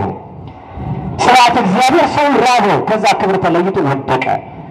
መልአካዊ ክብሩን ገፍቶ ከእንስሳዊ ጠባዩ ተወዳጅቶ ለስጋ ፈቃድ አደረ። እግዚአብሔር በምሕረት በቸርነቱ ዳኞች ሆነን ወደ ቀደመ ክብራችን እንዲመልሰን ቅዱስ ፈቃድ ይሁንልን። የሚፈልገው ዳኛ እንድንሆን እንድንፈርድ የሰማነው ቃል እግዚአብሔር በራሱ ፈራጅ ነው። የእግዚአብሔር ቃል ፈራጅ ነው። እግዚአብሔር ቃሉ የሥጋን ፈቃድ ከነፍስ ፈቃድ የሚለይ ነው። ዳኛ ያደርጋል። የተኮነነውን ፈቃደ ሥጋ የተጫነውን የነፍስን ፈቃድ ይፈጽማል። በማቴዎስ ወንጌል ምዕራፍ 10 ቁጥር 34 ላይ ክርስቶስ እንዲህ አለ፣ ይምሰልክሙ ዘአምጻእኩ ሰላመ ለብሔር፣ ለዓለም ሰላምን ለማምጣት የመጣው እንዳይመስላችሁ አለ። አላህ መጥራይታ ሰይፍን ነው እንጂ ይዤላችሁ የመጣሁት ከመ እፍልጥ ወልድ ማባሁ ወወለድተኒ እማ ወመራተኒ መማታ። እኔ የመጣሁት ሰይፍን ይዤ በዚህ ሰይፍ ልጁን ከአባቱ ለየዋለሁ፣ ሴት ልጅ ከእናቷ ለያታለሁ፣ ምራትንም ከአማቷ ለያለሁ አለ። የእግዚአብሔር ቃል ነው ሁለት አፍ ካለው ሰይፍ ይልቅ የተሳለ ነው ይላል። ስለዚህ ቃሉ ነው ሰይፍ ዘመንፈስ ቅዱስ ዘውቱ ቃል እግዚአብሔር። የመንፈስ ቅዱስ ሰይፍ የተባለው ከነዋየ ሐቅል ዘሃይማኖት ከሃይማኖት የውጊያ ጦር የሰልፍ መሳሪያ መካከል አንዱ ሰይፍ ነው። ያም ሰይፍ ለመንፈሳዊ ሰው ስጋዊ ጠላት ስለሌለው ቃል እግዚአብሔር በቃል እግዚአብሔር ሰይፍነት ኃጢአቱን እየዘከረ በአንደበቱ ክፉ ስራ መተላለፉን ለካህኑ እየዘረዘረ እየነገረ በራሱ ላይ ክርስቲያን ይፈርዳል። ያ ሰይፍ ልጁን ከአባት ይለያል። ከግብረ አባታችን ከዲያብሎስ እኛን የሚለየን የሰማነው ቃል እግዚአብሔር ነው። ሴት ልጅ ከእናቷ ይለያል። እንደ ሴት ልጅ ነፍሳችን ናት። በእናቷ ጥላ በስጋ ፈቃድ የምታድር ከስጋ ፈቃድ የነፍስን ፈቃድ ቃል እግዚአብሔር ይለያል። ወመራትን አማታ መርዓት የተባለች ምራትን ከአማቷ የሚለይ አፋዊ ሕግን ከውሳጣዊ ሕግ የሚለይ እውነተኛ ዳኛ ቃል እግዚአብሔር ነው። በቃል እግዚአብሔር የሚኖር ሰው ዳኛ ነው። በቃል እግዚአብሔር የሚኖር ሰው ምንድን ነው አልኳችሁ? ስለዚህ በቤቱ ጥላ ስንኖር እግዚአብሔር ከኛ የሚፈልገው እውነተኛ ፈራጆች እንድንሆን ነው። ለስጋችን እንዳናደላ ማለት ነው። ለወገኑ ይጠቅማል በማለት አልያን በከንቱ ውዳሴ አንዳች አታድርጉ ይላል መጽሐፍ። ለምን ይጠቅማል በማለት ፈራጅ ያልሆነ ሰው እንደዛ ከሆነ አይ እሱ የኛን ቋንቋ የሚናገር ነው ይላል። አይ እሱ የኛ ወንዝ አካባቢ ሰው ነው፣ አረ እሱ የኛ እንዲህ ነው ይላል። ትልቡ የሚመጣው እንዲህ ባለ ዋግ እንዲህ ባለ ነፋስ ስለሆነ እውነተኛ ዳኛ ግን የለም ይላል። ከነፍሱ ስምረት የተነሳ እንኳን የሌላውን ጥቅም ወልቶ ከራሱ አንጻር የሚያቀርቶ የለም። እኔ ለለፍ እሱ ይትረፍ የሚል ሰው ነው ክርስቲያን ማለት። ለነፍሱ ፈቃድ የሚያድር በስጋው ላይ የሚጫሙትን የማይፈራቸው ስጋን ከመግደል አልፎ ነፍስን መግደል አይችሉማ። ነፍስንም ስጋንም በጋመን የሚያጠፋውን አምላክ እየፈራ ነፍሱን ከስጋው በላይ የሚያከብር ሰው እውነተኛ ዳኛ ነው። በሰማነው ትምህርት እስከዛሬ የተነገረን ቃል ስንቶቻችን እውነተኛ ዳኞች ሆነናል? ይቅር የዓለሙን ይሄ ትርኪ ምርኪ ዛሬ ስንወጣ ስንገባ ጆሮአችን ላይ ጮህ ያለውን ወሬ ወገንተኝነትን የሚያጠላውን ስጋዊ ፈቃድ ወዳለበት የሚያደላውን ትታችሁ እስኪ በራሳችሁ ላይ ተቀመጡ። ለማን ነው የምታደሉት? ሰው ልብላ ልጠጣ እያለ እኮ የሚኖርበት ዘመን ነው። ልተኛ ልደሰት እያለ የሚኖርበት ዘመን ነው። የስጋ ፈቃድ በጣም ስለሚያየልበት እንኳን ለእግዚአብሔር ሊገዛ መጀመሪያ ራሱን መግዛት እኮ ያቆቱታል። ዳኛ የሆነ ሰው ለእግዚአብሔር እውነተኛ ዳኛ ከመገዛቱ በፊት መጀመሪያ ራሱን ይገዛል ማለት ነው። በሰማው ትምህርት በተማረው ቃል እግዚአብሔር ራሱን የሚያርቅ ራሱን የሚገዛ ራሱን የሚያስተካክል ሰው ነው እውነተኛ ዳኛ የሚባለው። ያልኖርንበትን ክርስትና ያልኖርንበትን መንገድ ሌላው ልናስገድ ትውልድም ልንቀርጽበት አንችልም። እኛ ለሌላ ለመትረፍ መጀመሪያ ራሳችንን አቅንቶ መኖር፣ ራስን ጠብቆ ማነጽ፣ ዳኛ መሆን፣ በጾሙ በጸሎቱ በመጽዋቱ በስግደቱ በመልካም ምግባር በበጎ ትሩፋቱ ራስን ማረቅ፣ ራስን ማስተካከል፣ ራስን መግራት እውነተኛ ዳኝነት ይሄ ነው። እውነተኛ ዳኝነት በነፍስና በስጋ ፈቃዳት መካከል እውነተኛ ፈራጅ መሆን፣ ለጾም ማርላት፣ ለጸሎት ማርላት፣ ስጋን ለመቅጣት ማብላት፣ የነፍስን ፈቃድ ለመፈጸም መትጋት፣ እንዲህ ማድረግ ነው ዳኝነት ማለት ነው። ስለዚህ መጀመሪያ እግዚአብሔር ከኛ የሚፈልገው ዳኛ እንድንሆን ነው። በራሳችን ላይ ራሳችን ለማስተዳደር ብቁ እንድንሆን እውነተኛ ዳኝነት ሰጠን የተገፋቸውን ነፍሳችን ፈቃዷን እንድንፈጽምላት ማለት ነው። ልብላ ልጠጣ ከማለት ራስን ማቀብ፣ ልጾም ራሴን ልቅጣ ማለትን መልመድ፣ ጾምን ማብዛት። አሁን ዛሬ ይሄ ነው በጣም ትልቁ ችግር። የሚጾመው የሚጸልየው ለነፍሱ ፈቃድ የሚያድረው ሰው ደካማ ነው። የሚበላበትን ሰዓት ነው ሰው የሚያመዛዝነው ከነፍሱ ፈቃድ ይልቅ። እየበላ ምግብ የሚጣፍጠው ሰው አለ። ቅዱሳን መላእክት ደጅ ስንጠና እግዚአብሔርን በእነሱ ደጃፍ ስንማጸን እነ ቅዱስ ሚካኤል ኖሮ ህይወታቸው እኮ ይሄ ነው። መላእክቱን ሲያመሰግኑ ሰላም ለከርሥከ ዘጣዕመ ቅዳሴ ውስጡ ወለልብከ ጽሩጽ መጽሔት አካላት ሰለስቱ እያሉ ለወድቃ ሰላም እላለሁ። የሚመገበው የቅዳሴው መንግስት ነው። ጣዕሙ ይሄ ነው። ቅዳሴ እየበሉ ነው መላእክት የሚኖሩት። ስብሐተ እግዚአብሔርን እየተመገቡ ነው እነሱ የሚኖሩት። መላእክት እያመሰገኑ የሚጓጉት ለምስጋና ነው። መላእክት እያወደሱ የሚጓጉት ለውዳሴ ነው። መላእክት እያመሰገኑ እያከበሩ የሚጓጉትና የሚመኙት እግዚአብሔርን ማመስገን ማወደስ ነው። አባቶቻችን በኪዳን ምስጋና ላይ የሚደግሙት ቅዱስ ጴጥሮስ ራስ 24 በአንደኛ ጴጥሮስ መልእክቱ ምዕራፍ 1 ቁጥር 12 ላይ የተናገረው ቃል አለ። ዘአፈትሆሙ ለመላእክት ከመ ያውጽዎ፣ ቅዱሳን መላእክቱን እርሱን እንዲጎበኙት ያስመኛቸዋል ይላል። እግዚአብሔርን መጎብኘት የመላእክቱ ምኞት ነው። እግዚአብሔርን ማየት መላእክት ይመኛሉ። ሰው የተፈጠረው እንደዚህ ነው፣ እንደ መላእክቱ እየተመኘ እንዲኖር ማለት ነው። ለስጋ እንዲያደላ አይደለም። መላእክት እግዚአብሔርን እያመሰገኑ የሚመኙት ግን ማመስገን ነው። እግዚአብሔርን እያወደሱ የሚመኙት ማወደስ ነው።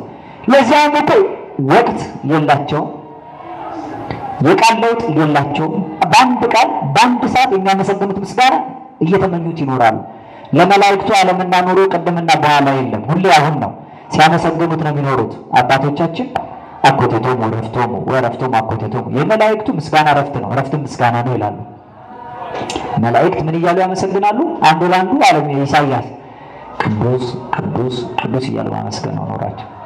ከዚህ ውጭ ቃል የላቸው። በቃ ቅዱስ ቅዱስ ቅዱስ ቅዱስ እያሉ ያመሰግናሉ። እግዚአብሔር አይለወጥም። እኛ በሉ ብንባል አቡነ ዘበሰማያት እንኳን የተፈራረቀ ሌላ ቃል ነው። ድገሙ ስንባል ሶስት አንድ አይበቃም እንዴ ይላል። ሰው ጎንበስ ብላ 12 ጊዜ እግዚኦ መሐረነ ክርስቶስ እግዚኦ ነው ይለው። እግዚኦ መሐረነ ክርስቶስ እንኳን ከልቡ እያለ የፈጣሪ ምሕረት የሚማጸን ሰው 12 መሆኑ እኮ ሲሰለቸን ሲታክተን ነው የምንኖረው። መላእክት ከተፈጠሩ እስከዛሬ ከቅዱስ ውጪ ህይወት የላቸውም። እያመሰገኑ ምስጋና ህይወታቸው ምኞታቸው ጣዕሙ አላርቅ ብሎ ያንን እያወደሱበት ይኖራሉ።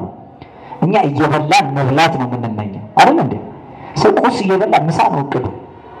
ስጋውን መደለብ ምድራዊ ህይወትን ብቻ እያስተዳደረ የሚኖር ምን ቁርስ እየበላ ምሳን መመኘት ጤናማነት ነው። እንዲያውም ምሳን እየበሉ ራት መመኘት ጤናማነት ነው። ሰው እየበላ ስለሚበላው ነገር የሚመኝ ሰው አለ። አንዳንድ ሰው በጣም በትልቁ ይጠቀልልና ጎርሶ ጉንጩን ወጥሮ አላምጦ ሳይወጣው ሌላ የሚጠቀልል ሰው አለ። ሌላ መጠቅለሉ እንዳይደንቃችሁ ደግሞ ጠቅልሎ ይሄንን ደግሞ ይላል እያላመጠ ማለት ነው። የጠቀለለው ስጎርሰው ከየት ነው የምቆርሰው ብሎ በአይኑ ደግሞ ወረፋ የሚይዘዋል። አሁን ተመልከቱ፣ ሰው በቃ ኑሮ ብቻ ይሄ ሆዳቸው አምላካቸው ነው ያለ ክብራቸው መኖራቸው ነው የሚለው ይሄንን ነው። ክብር የሚሆነው የነፍስ ፈቃድ ሳይሆን የሚበላ ነገር እየሆነ የተቸገርንበት ዘመን ማለት ነው። ዳኛ ሁሉ የሚል በቤቱ ጥላ የምንኖር እኛ እውነተኛ ዳኛ ሆነን እስኪ ጾም እናብዛ፣ ስጋችን ንቅጣው። እንኳን እንደ ከፋን ዘመን ተመልከቱ። በሁሉ አቅጣጫ ፈተና የተደራረበበት አታውቁ። ብዙዎቻችሁ አፋችሁ ላይ ጭምብል አድርጋችሁ ለምንድን ነው ያደርጋችሁት? አዳዊ ህመም አለ፣ ተላላፊ በሽታ አለ አይደል? አጠገብ ያለውን ሰው እንኳን ማመን እንኳን ያልተቻለበት ዘመን። በፊት ክርስቶስ ምን አለ? ሰውን ከአፍ የሚወጣ እንጂ ወደ አፍ የሚገባ አያረክሰውም አለ። አሁን ዛሬ ብለን የምንሰበው አየራችን ወደ አፍ ሲገባ ደግሞ የሚያረክሰንና የሚያሳምመን እየሆነ ተቸገርን እኮ። ዘመኑ ከፍቶ ነው እንዲህ ሆነ። ይሄ በሽታ እኛን ይበላናል፣ ሰውነታችን ይበላዋል። ይሄ ሰውነታችን ተቋቁሞ እንኳን በሽታ ድል እንዳይነሳ የምንበላው ምግብ ገና ሰብሉ ላይ እያለ አላያቸው አንበጣ መንጋ ሲበላብን ነበር። ደግሞ በሽታው ሲበላል ምግባችን አንበጣው ሲበላብን ያ እንዳይደንቃችሁ። ይሄ ስጋ ነው የሚገለው፣ ነፍስን ወደ መግደል የሚያመራው እርስ በርስ ደግሞ መበላላት ውስጥ የገዛ ወንድሙን ሰው ሲበላ የኖረበት ዘመን። ኤፍሬም ይበላው ለምናሴ፣ ምናሴ ኤፍሬምን ሲበላው፣ ወምናሴ ይበላው ለኤፍሬም፣ ምናሴም ኤፍሬምን ሲበላው። የዮሴፍ ሁለቱ ልጆች የአንዲቷ ቤተክርስቲያን ባለማህተብ ክርስቲያኖች የተዋህዶ ልጆች መሳሪያ እያነገቡ አንዱን ይገረጥለዋል፣ አንዱ ድል ይነሳዋል። ምናልባት ይሄ ብሔር ከዛ ብሔር የተጣላ እንዳይመስላችሁ ክርስቲያን ከክርስቲያን የተጫረሰ ያለበት ዘመን ማለት ነው። እሳት ልክ ብረትን እንደጋለ በትኩስነቱ ይባላል አይደል? እንዲሁ እንደተጫረሱ ነው በትኩስነቱ ብሎ ካራ የሚስልልን ስንት ሰው እንዳለ ብታውቁ ብታዩ። ዳኛ መሆን ስላቃተን በሊናችን ማነዛዘን ስለተሳነን ነው የገዛ ወንድማችንን ክርስቲያን ስጋዊና ደማዊ ጠላት የለውም። መጋደላችን ከስጋና ከደም ጋር አይደለም፣ ከረቂቅ መንፈስ ከዚህ ዓለም ገዥ ጋር ነው ይላል ቅዱስ ጳውሎስ። ስለዚህ ነው በክፉ ቀን የዲያብሎስን ሽንገላ ለመቃወም እንዲቻላችሁ መንፈሳዊውን የጦር ዕቃ ያዙ ነው የሚለው። መንፈሳዊ የጦር ዕቃ ከስጋዊ የጦር ዕቃ ይለያል። ስጋዊ የጦር ዕቃ ስጋን የሚገለው መንፈሳዊ የጦር ዕቃ ግን ርኩሳን መናፍስት እኩያት አጋንንትን ነው የሚያነደው። በምሕረት በቸርነቱ እውነተኛ ዳኛ ሆነን አጋንንትን ድል እንድንነሳ የሥጋ ፈቃዳችን እንድናሸንፍ በቸርነቱ አምላካችን ይርዳል። ፍርድን ታደርግ ዘንድ አለና ሁለተኛ ምሕረትን ትወድ ዘንድ አለ። እየሰማችሁ ነው? መጀመሪያ እግዚአብሔር ከኛ የሚፈልገው አለ ነብዩ ሚክያስ ፍርድን ታደርግ ዘንድ ነው አለ። ሁለተኛ ምሕረትን ትወድ ዘንድ አለ። ምንም ትወድ ዘንድ? እስኪ ምሕረትን መውደድ በሉ። ትንቢተ ሆሴዕ ምዕራፍ 6 ቁጥር 6 ላይ እሱ ከመሥዋዕት ይልቅ ምሕረትን እወዳለሁ አለ ፈጣሪያችን። መሥዋዕት ከሚቀርብልኝ የሚምር ሰው ደስ ይለኛል አለ። ምሕረትን መውደድ እሱ ምሕረትን ስለሚወድ የእሱ ልጆች ደግሞ እኛ ምሕረትን መውደድ። ምሕረት ሶስት ወገን ነው። ምሕረት ሥጋዊ፣ ምሕረት መንፈሳዊ፣ ምሕረት ነፍሳዊት የምትባላለች። ምሕረት ሥጋዊ ቆርሶ ማልበስ ቀዶ ማልበስ ነው። ለድሃ ቸርነትን ማድረግ እጁን ለዘረጋ እጃችንን መዘርጋት ማለት ነው። ይሄ ማለት የቻሪቲ የምጽዋት ስራ መስራት ማለት ነው። ለባልንጀራችን ልንራራና ልናዝነት ይገባል። በተለያየ የምንኖር መልካሙን ያስተማረችን እግዚአብሔር ያስተማረችንን ቤተክርስቲያንን የክርስቶስ ሙሽራ ናትና በእሷ ጥላ ስር ከተምታትም ስንል ዳኛ ሆነን ደግሞ ምሕረትን መውደድ ያስፈልጋል። አላያችሁ? ምሕረትን ትወዳላችሁ ብለው አስበውን እኮ ነው። በዚህ ደጅ ስትመጡ ቤተክርስቲያን ሁሉ የማጣጡት ከበሩ በፊት የምታገኟቸው እጃቸውን የዘረጉ ነዳያን አሉ። ምክንያቱም ቤተክርስቲያን ለእኛ የምታዘን አንዱ ምሕረትን እንድንወድ ነው፣ እንድንራራ በሥጋዊ ምሕረት ከጨርቅ ላቂ ከሳንቲም ድቃቂ አካፍለን እንድንሰጥ ማለት ነው። ዛሬ ትውልዱ ኪሱ ከልቡ ጋር አብሮ የተሰፋ ነው። የሚሰሰው የለም። እነሱ በርትተው አይጨክኑም እንጂ ሁለት ነገር ማለት መብት አላቸው። እስኪ አንድ ነዳይ መጥቶ እጁን ዘርግቶ ስለ እግዚአብሔር ቢላችሁ ምን ትላላችሁ? አይዋችሁ በሉኝ እስኪ ስለ እግዚአብሔር የት ነው የሚሰጠኝ? የት ሊድ ቢላችሁ አንዱ ልባም ጠፍቶ እንጂ ከነዳያኑ ጀግና ለማኝ ጠፍቶ እንጂ ስለ እግዚአብሔር ስትሉት የት ነው የሚሰጠኝ? የት ነው ያለው ቢላችሁ ምን ትላላችሁ? እግዚአብሔር ይስጠማ። እናት አባቶቻችን ትላንት እንደዚህ አይሉ አድርሰናል ካለበት ያድርሰን። እግዚአብሔር ይስጥ ሲሉም እነሱ ይጨከናል እያላቸው አይደለም እኮ የሚገባውን ድርሻ ካስረከቡ በኋላ ነው፣ ለባለቤቱ ከሰጡ በኋላ ነው። እኛ በሰራነው ወንጀል መጠን እኮ ዛሬ እንኳን ኋላ ፍርድን ለመቀበል ዛሬ በቆም እሳት የምትበላን ሰዎች እኮ ነበር። ስንጸልይ ምንድን ነው የምንለው? እስኪ ስሙ። አባታችን ሆይ በሰማያት የምትኖር ስምህ ይቀደስ፣ መንግሥትህ ትምጣ፣ የአንተ ፈቃድ በሰማይ እንደሆነች እንዲሁም በምድር ትሁን። ከዚያስ አቤት የዕለት እንጀራችንን ዛሬ ስጠን ዛሬ። እስኪ አንድ ሰው ተሳስቶ እንዲህ ብሎ ሲጸልይ ሰምታችሁ ታውቃላችሁ? የዕለት እንጀራዬን ዛሬ ስጠኝ ሲል ሰምታችኋል? ምን ነው የዕለት እስከ እናንተ መካከል እንደዚህ ወደ ከተማ አስተዳደር ሄድንና እንደዚህ ያለው ክርስቲያን በሙሉ ተሰብስቦ ተደራጅቷል። ስለዚህ ቦታ ይሰጠንና ማልማት እንፈልጋለን ብለን እንጠይቃለን። የሰማችሁ ይኖር የአይምሬት ጉዳይ ስለሚንገበገባችሁ ቅርብ የሆነ ምሳሌ ልስጥብያለሁ። ከዚያ እሺ ተባለ። ሁላችንም ግር ብለን ስንሄድ እንዳያታክት እንደው ስርዓት ጠብቀን እንድንሄድ ብላችሁ እኔ እዚህ ቆሜ አይደል እያስተባበርኩ እኔን ወከላችሁ ሄድኩና ይህን ያህል ሰው አልኩ በትንሹ 500 600 ሰው እንሆናለን ብዬ ፊርማ አሰባስቤ መሬት ይሰጣልናልና ነው አልኩኝ። ችግሩ ለምን ለእናንተ ሰጥቷል ተብሎ ቢሰጣል ከዛ ቦታውን ከልል እኔን እየጠየቁት ቦታው የኔ ነው ብላችሁ ምን ትላላችሁ? አቤት ኖርናታ አይደል ብትልፈናንተ በእውነት እንኖር መስሎሃል ነው የምትሉኝ። ይሄንን ሁሉ ፊርማ ይዤ ቦታ ይሰጣል አልኩት። ቦታ ስጡኝ አላልኩም። እዛ እንጂ እናንተ ወክዬ የተቀበልኩትን ቦታ በራሴ ብክልለው አታኖሩኝም። ታኖሩኛላችሁ? እነዚህ ነዳያን ግን እንዴት ደግና ቸር ናቸው። የዕለት እንጀራን ስጠኝ ሳይሆን እንጀራችንን ስጠን ብላችሁ ወክላችሁ ጠየቃችሁ። ስጠን ብላችሁ እሺ በቃ አድርስ ብሎ በጋራ ሰጠን። ስጠኝ አይደለም ያላችሁት እምትሰጡትንም ጭምር ሰጣችሁ። ከዛ በኋላ እግዚአብሔር ይስጥ ትሉታላችሁ። እንዴ እግዚአብሔርማ ሰጠኝ አንተ ስጠን ብለው አይደል እንዴ? ስጠን ብላችሁ ከተቀበላችሁ እንዴት ነው በጋራ ወክላችሁ የተቀበላችሁለትን ሰው የምትገፉት? ይሄንንማ እንኳን ክርስቲያኖች ዛሬ ከፍተን ነው እንጂ ከኛ የሚጠበቅም አልነበረም። ምክንያቱም ስጋዊ ምሕረት ስጋውያንን ያደርጉታል። ዛሬ ሂውማኒቴሪያንስ የሚባሉ ሰብአዊነት ይሰማናል የሚል የቻሪቲ ስራ እምነት ስላላቸው ሰው እምነት ባይኖራቸው ያደርጋሉ። ትልቅ ተቋም አለ በሀገራችን ይሄ አረጋውያንና አእምሮ ሕሙማንን የሚረዳ መቄዶንያ ስትገቡ በሩ ላይ ምን ይላል? ሰውን ለመርዳት ሰው መሆን በቂ ነው ይላል። መንፈሳዊነት አይጠይቅም። ክርስትና ከሰብአዊነት በላይ ነው። መንፈሳዊነትም ከባለ አእምሮነት በላይ ነው። አእምሮ ካለው ሰው መንፈሳዊ ሰው ይልቃል። ስጋን ከለበሰ ከሰውነት በላይ ክርስቲያን የበለጠና የላቀ ዋጋ የሚመዘለት ለስጋዊ ምሕረት አይጠየቅም ክርስቲያን። ምክንያቱም ከሱ ከፍ ያለው ነገር እንደሚያስጠይቀው ያውቃል። ክርስቶስ መጥቶ በግራ የሚያቆመን አላበላችሁ አላጠጣችሁ የሚለው ይሄን ይመስላችኋል? ይሄንማ የማያምኑትን እያደረጉ ዛሬ ይኖራሉ። መንፈሳዊ ምሕረት አለ። መንፈሳዊ ምሕረት የሰማችሁትን ቃል እግዚአብሔር ስንት ቃሉን ተርቦ ከሕይወት መንገድ ወጥቶ የሚኖር ሰው አለ። ስንቶቻችሁ አስተምራችሁ ሰው አጥምቃችሁ መልሳችኋል? ስንቶቻችሁ ይሄ ነገር ልክ አይደለም ብላችሁ አስተምራችሁ ወደ ሕይወት መንገድ መልሳችኋል? ዛሬ ቆልይ ያስያዝናል ነው የምንኖረው። ዛሬ እኛ ራሳችንን ሰብስበን የምናስቀናው ማንን እንደሆነ እንኳን አናውቅም። እንደው ለቀትል ፕሮቮክ የምናደርገው ለመግደል ሰውን የምናነሳሳ ሰዎች ነኛ። በፍቅር ገዳን የምንማረክ ሳይሆን በግድ ሄደን ክርስትና መግደል አይደለም እያለን የምንናገር ምን ማለት ነው? መግደል አይደለም ማለት ሌላው ግን ግደል ማለት ነው አይደለም። ክርስትና መገደልም አይደለም መግደል አይደለም ብቻ ሳይሆን ክርስትና መጋደል ነው። የምንጋደለው ደግሞ ከስጋና ከደም ጋር ሳይሆን ረቂቅ መንፈስ የዓለም ገዢ ነው። ሲገሉን ሰዎችን እኛ መግደል መሸነፍ ነው ብቻ አይደለም የምንለው፣ መገደል ማሸነፍ ነው። በወደደን በርሱ ከአሸናፊዎች እንበልጣለን ነው የምንለው። ቅድስት አርሴማ የገደላት ጻድቅ ሰው ነው ድርጣድስ ይባላል ንጉሱ። እኛ በመዝሙር አረመኔው ድርጣድስ የምንለው እንጂ ድርጣድስ የአረመኔ ቤተክርስቲያን ቅዱስ አባት ነው። እሷን ስታልፍ እሱ እንዲተርፍ ትለምንለት ነበር። መርቆሬዎስ ሲያልፍ ስለ ዳኪዎስ ይለምናል።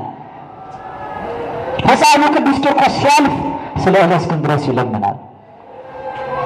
ጊዮርጊስ ሲያልፍ ስለ ዱድያኖስ ይለምናል። ስለ ገዳዮቻቸው ይለምናሉ። ጻድቁ አባታችን አቡነ ተክለ ሃይማኖት የሚባሉ ኢትዮጵያዊ ጻድቅ ደገኛ አባት አሉ። በረከታቸው ይደርብን። ሲያልፉ በግድ ደማቸው እስኪፈስ ድረስ ያስገረፏቸው አጼ ዘርዓ ያዕቆብ ናቸው። ምን አሉ? አምላኬ እኔ ለመቶ ፍሬ ለሰማዕትነት ክብር አውቅቶኝ እንዲህ ያለ ደገኛ ንጉሥ ይኮነንብኛል ግን አሉ። እየሰማችሁ ነው? የለም ተባሉ። እየሞቱ እነሱ ሲያልፉ ለዚህ ክብር አብቅተውናልና በክርስትና ደምቆ ይትረፉ የሚሏቸው ማለት ነው። ዘርዓ ያዕቆብን በታሪክና በሰራው በጎ ስራ ነው ዛሬ የምናሞግሰው። እነዚህ አባቶች እያለፉ ግን ይለምኑላቸው ነበረ። ክርስትና ይሄ ነው። መንፈሳዊ ምሕረት የሚባለው ይሄ ነው። በቃል እግዚአብሔር ሌላውን ማዳን ቃሉን መመገብ በጣም ተራው የተጠማ ሰው ነብዩ እነሆ በምድር ላይ ረሃብን የማመጣበት ዘመን ይመጣል። እንጀራን ከማጣት ወይም ከመጠማት አይደለም ቃል እግዚአብሔርን ከመራብ ነው እንጂ ይላል። የእግዚአብሔርን ቃል የተራቡ ስንት ሰዎች አሉ። ቃሉን የተጠሙ ስንት ሰዎች አሉ። አንተ አትንከተው የምንላት ቤተክርስቲያን ማህሪያን ሆኖ ነው የምትለው ምትራሩ ሆኖ ቅዱስ ዮሐንስ አፈወርቅ በድርሳኑ 7ኛ ድርሻ ላይ እስመ ምሕረት እሰ ምጽዋት ይእቲ ምሕረት ማለት ምጽዋት ነው። ምጽዋት ማለት ደግሞ ሌላ መራራት ነው። ፍትሐ ነገሥታችን ምን ይላል? ምጽዋት እሰ ልቃ አምላካዊት ምጽዋት ማለት አምላካዊት ብድር ናት። ወካይበ ይእቲ ተናግሮ ምስለ አምላክ ማይምንት ረባይት አምላካዊ ብድር ብቻ አይደለችም ከፈጣሪ ጋር የምትፈጸም ንግድ ኪሳራ የሌለባት የታመነ ትርፍ ያለባት ናት ይላል። ምጽዋት ለሌላው መራራትና ማዘን እየሰጠን እያካፈልን አይጎልብን ይጨመርልናል። ከኃይል ወደ ኃይል ይሻገራል። እያካፈለን ይበዛልታል፣ እየሰጠን ይጨመርልታል። የክርስትና ሕግ ነው። ተቀብሎ መስጠት ሳይሆን ሰጥቶ መቀበል። እየሰጠን ሲበዛልን እያካፈልን ሲጨመርልን ሲበረከት ነው የምናየው። በመንፈሳዊ ምሕረት እኔ ምን አውቅና ነው አሁን ደግሞ ለሰው ማስተምሩ እንዳትሉ በየደጃፋቸው በየመንደሩ አሉ። ለወሬ ቢሆን ቡና ለማጣጣት መች እናንሳለን? ምናል ቡና በሚጠጣበት የሐሜት ሰዓት ደግሞ ከቃሉ አንድ ሁለቱን ብንናገር እዚህ መጠን የተቀመጥነው መንደር ቡና እያፈሉ ከሚጠብቁን እሳቱን ከሚያራግቡ ሰዎች የምንለየው በዚህ ነው። ምክንያቱም እዚህ ልባችን በቃሉ የነደደ ሰዎች ከሆን የሰማነው ቃል በእኛ ውስጥ አብሮ ሌላ ህይወት መናገር ይቅር እሺ እንደው መስከረም እንኳን ባይሆንልን እስመ ስማ ቃላት የተግባሩት የቃል ምስክርነት ስራ ነው። በስራ ለምን አናስተምርም? የክርስትናችን እኛ ዛሬ እንኳን ቤቱ መተን ስንሄድ ለሰው ለማስተማር ክርስትና እንደሷ ከሆነ ባፍንጫ ይወጣ የሚል እኮ ነው ሰው ያለው። በእኛ ድካም የእግዚአብሔር ስም በአሕዛብ ዘንድ ይሰደባል። በእኛ ያላዋቂነት በእኛ አለመመጽወት ቃሉን መመጽወት ማለት በጭምር በመኖር ነው። ቅዱስ ዮሐንስ ወልደ ነጎድጓድ ልጆቼ ሆይ በቃልና በአንደበት በስራና በእውነት እንዋደድ ይላል። መንፈሳዊ ምሕረት መንፈሳዊ ምጽዋት ይሄ ነው። ሶስተኛው ከስጋዊና ከመንፈሳዊ ምሕረት በላይ የሆነ ነፍሳዊ ምሕረት ነው። መጠወተ ርእስ ለቢጽ ራስን ለባልንጀራ አሳልፎ መስጠት ማለት ነው። የሰማዕታት ሕይወት ይሄ ነው። እነሱ እያለፉ እኛን እያሳረፉ ጉባኤ እያሰፉ ለዚህ ያደረሱን እነዚህ ናቸው። ዋጋ ከፍለዋል። ምን መጽውተው ራሳቸውን መጽውተው ጀርባቸውን ለግርፋት አንገታቸውን ለስለት እጅግራቸውን ለሰንሰለት አንገታቸውን ለስለት ከሰጡ በኋላ ሰውነታቸውን መልሰው ለእሳት አሳልፈው ይሰጡ ነበር። ለሚመጣባቸው መከራ የሆኑ ሌሎች የሚታደጉ ነበር። ለሚመጣባቸው ስቃይ የሆኑ ስቃዩን በስቃይ ድል ነስተው ፈተናውን አልፈው የሰማዕታቱ ደም የክርስትና ዘር እየሆነ በከመ አሰርጎሙ ለሰማይ በከዋክብት ወለምድርኒ በስነ ጽጌያት ከማሁ አሰርገዋ ለቤተ ክርስቲያን በደመ ሰማዕታት። ቅዱስ ያሬድ ሰማይን በኮከብ የሸለመ ምድርን በአበባ ያስጌጠ የቤተ ክርስቲያን ጌጥ ያደረገ ግን የሰማዕታቱን ደም ነው ይላል። ሰማዕታቱ የቤተ ክርስቲያን ጌጥ ዘር የሆኑት የቤተ ክርስቲያን ጌጥ የክርስትና ዘርነታቸው ራሳቸውን አሳልፈው መመስጠታቸው ጭምር ነው። ክርስትና የሚያስገድልን እስከዚህ ነው። ቆርሶ ማጉረስ ቀዶ ማለት ብቻ አይደለም፣ ቃሉን ለሌላው ማድረስ። ቃሉን ለሌላው ማድረስ ብቻ አይደለም፣ ራስን ከእሳት ከስለት ከሰንሰለት ጭምር እየሰጡ ለክርስትና ዘር መሆን፣ ደካሞችን ማጽናት፣ በእውነተኛ ምስክርነት የተዋህዶን አብነት ለሌላው ማድረስ መመስከር ማለት ነው። ነቢዩ ሚክያስ ሰው ሆይ እግዚአብሔር መልካሙን ሁሉ ነግሮሃል፣ ካንተ የሚሻው ምንድነው አለና ፍርድን ታደርግ ዘንድ ምሕረትን ትወድ ዘንድ ከእግዚአብሔር ከአምላክ ጋር አለ ሶስተኛ በትህትና ትኖር ዘንድ አይደለምን አለ። እየሰማችሁ ነው። መጀመሪያ ፍርድ ማድረግ ዳኛ መሆን አይተነዋል። ሌላው ሳይሆን ማለት መፍረድ ራስ ላይ የንስሐ ሰዎች መሆን ማለት ነው። ሁለተኛ ምሕረትን መውደድ፣ ስጋዊ ምሕረት፣ መንፈሳዊ ምሕረት፣ ነፍሳዊ ምሕረት። ሶስተኛ ከእግዚአብሔር ጋር በትህትና መኖር። በምን መኖር? ትህትና በለው እስኪ። ዛሬ ስድብ ነው የሚመስለው። ትህትና የሚለው ቃል ራሱ ቦታውን ስቷል። ቦታውን በጣም ስቷል። ምክንያት ታተተ ማለት ታረደ ማለት ነው። ሰው ትሁት ማለት ወራዳ ማለት ነው። ምንም ልዩነት የለውም። ወራዳ አማርኛው ነው፣ ትሁት ግዕዙ። ወራዳ ማለት ግን ስድብ ነው። ትሁት ማለት ግን አክብሮት መስሎናል። በእርግጥ እናት አባቶቻችን የዚህ ዘመን ትህትና በቃልን እንድንኖረው ሲያውቁ ምን ብሏል? የዘመኑ ትህትና አቅምን ማወቅ ነው። የዘመኑ ትህትና ራስን አቅም ማወቅ ነው። ምክንያቱም ትህትና ማለት ከነበረበት ክብርና ቦታ ወርዶ መገኘት ነው። ወዴት እንወርዳለን? እኛ ራሱ የተዋረድን አይደለን እንዴ? መሬት ላይ የተቀመጠው ሰው እስኪ ዝቅ ብለህ ቁጭ በል ብትሉት የት ይቀመጣል? ራሱ ሲጀምር የት ነው ያለው? እስኪ እንደው ዝቅ ብለህ ቁጭ በል ብሉት፣ ከመሬት ወዴት ይኬዳል? አሁን እኛ ትሁት ለመባል እንኳን ክርስቶስን ተመልከቱ። እኔ በልቤ ትሁት ነኝ አለ። ትሁት የምትሆን የትህትና አብነት እመቤታችን አለች። እናት ናት፣ የአምላክ እናት ነኝ አትልም። ትህትና የተገለጠ ስለሆነ እኔ ባሪያው ነኝ ነው የምትለው። ባሪያ እኮ አይደለችም፣ ልጅ የምትለውን አምላክ አላት። ሁሉ ቅዱሳን ሲለምኑ ቅዱስ ሚካኤል ሳይቀር ከፈጣሪ ፊት ሄደው ፈጣሪያችን አምላካችን ነው። እሷ ግን ልጅ ነው የምትለው። በዚህ ስም ማንም አይጠራው ከሷ ውጪ። እንዲህ ስትሆን ግን የልብ ትህትና ስላላት እናት ናት፣ ግን ባሪያ ትላለች ራሷን። ትህትና ከዚህ ውጪ በሌላ ዓለም በእኛ ህይወት እንዴት ሊገለጥ ይችላል? ግን እስኪ አቅራችን እንወቀው። ቅዱስ ዮሐንስ አፈወርቅ እንዲህ ይላል፣ ሰው ኃጢአተኛ ነኝ ስላለ ትሁት አይባልም፣ ኃጢአተኛ ነህ ሲሉ ስለታገሰ እንጂ ይላል። እኛ ኃጢአተኛ ነን አይደለንም? አቤት እስኪ ኃጢአተኞች ነን በሉ። ከኃጢአት መካከል ምን ታውቃላችሁ? እስኪ መቼም ነን ካላችሁ ታውቃላችሁ። እሺ እናንተ ባታውቁ ኃጢአት የሚባለው ምንድን ነው? አይ መስረቅ ጦሩ በቃ ይበቃል። አንድ ምሳሌ እሺ፣ እስኪ እንሰርቃለን አንሰርቅም? አትሰርቁም? እስኪ እኛ በሉ ሌቦች ነን። ምን ነው ፈራችሁ? አትፍሩ በሉ። እኛ በሉ ሌቦች ነን። አደራ ያልሆነ ሰው እንዳይል ከልባችሁ በሉ። እሺ እኛ በሉ እስኪ የሆናችሁ ሌቦች ነን። ምን አይደለንም? በጣም ጥሩ። አሁን ደጅ ስትወጡ መንገድ ላይ ነው ሌላው ቢላችሁ ትቀበላላችሁ? እርግጠኛ ትቀበላላችሁ? እኔ ምስክር ነው የምቆጥረው። ያዝ ስማ፣ ስም በማጥፋት ወንጀል ምን ነው ስም የጠፋው? ስም እኮ ነው ሌላ ስም ነው እኔ። ታዲያ ሰው ነይ ስላለ እንዴት ትሁት ይባላል? ነይ ሲሉት ትዕግስትን ገንዘብ ማድረግ አለበት። ነይ ሲሉት የታገሰ ሰው አቅሙን ያወቀ ነው። ምክንያቱም ያለ ነውር የሚኖር የለም። ሌሎችን በብዙ መልኩ እንዘርፈዋለን እንዴ። በ24 ሰዓት ውስጥ 6 ሰዓት እግዚአብሔርን አስበነዋል። ከተሰጠን ሀብትና ንብረት አስራታችን አስራት በኩራቴን የማታወጡ ሰዎች ይላል መጽሐፍ እኮ። ሰርቃችሁኛል የሚለው እግዚአብሔር። በምን ሰረቅን ትላላችሁ? በአስራት በኩራቴ ነው ይላል። እኛ እኮ ድፍረት ራሱ አለ አንድ የምንለው ቃል አለ። በነገራችሁ ላይ ያው ሳንረዳው ቀርተን እያሳሳትን የምንመልሰው ቃል ነው ይሄ። አስራት በኩራታችሁን አውጡ ብላ ቤተክርስቲያን ታስተምራለች አታስተምርም? አስተምራለች። እየሰማችሁ አታስተምርም። ወደፊትም ማስተማርም የለባትም ቤተክርስቲያን። አስራት በኩራታችሁን እንድታወጡ ቤተክርስቲያን አታዝም።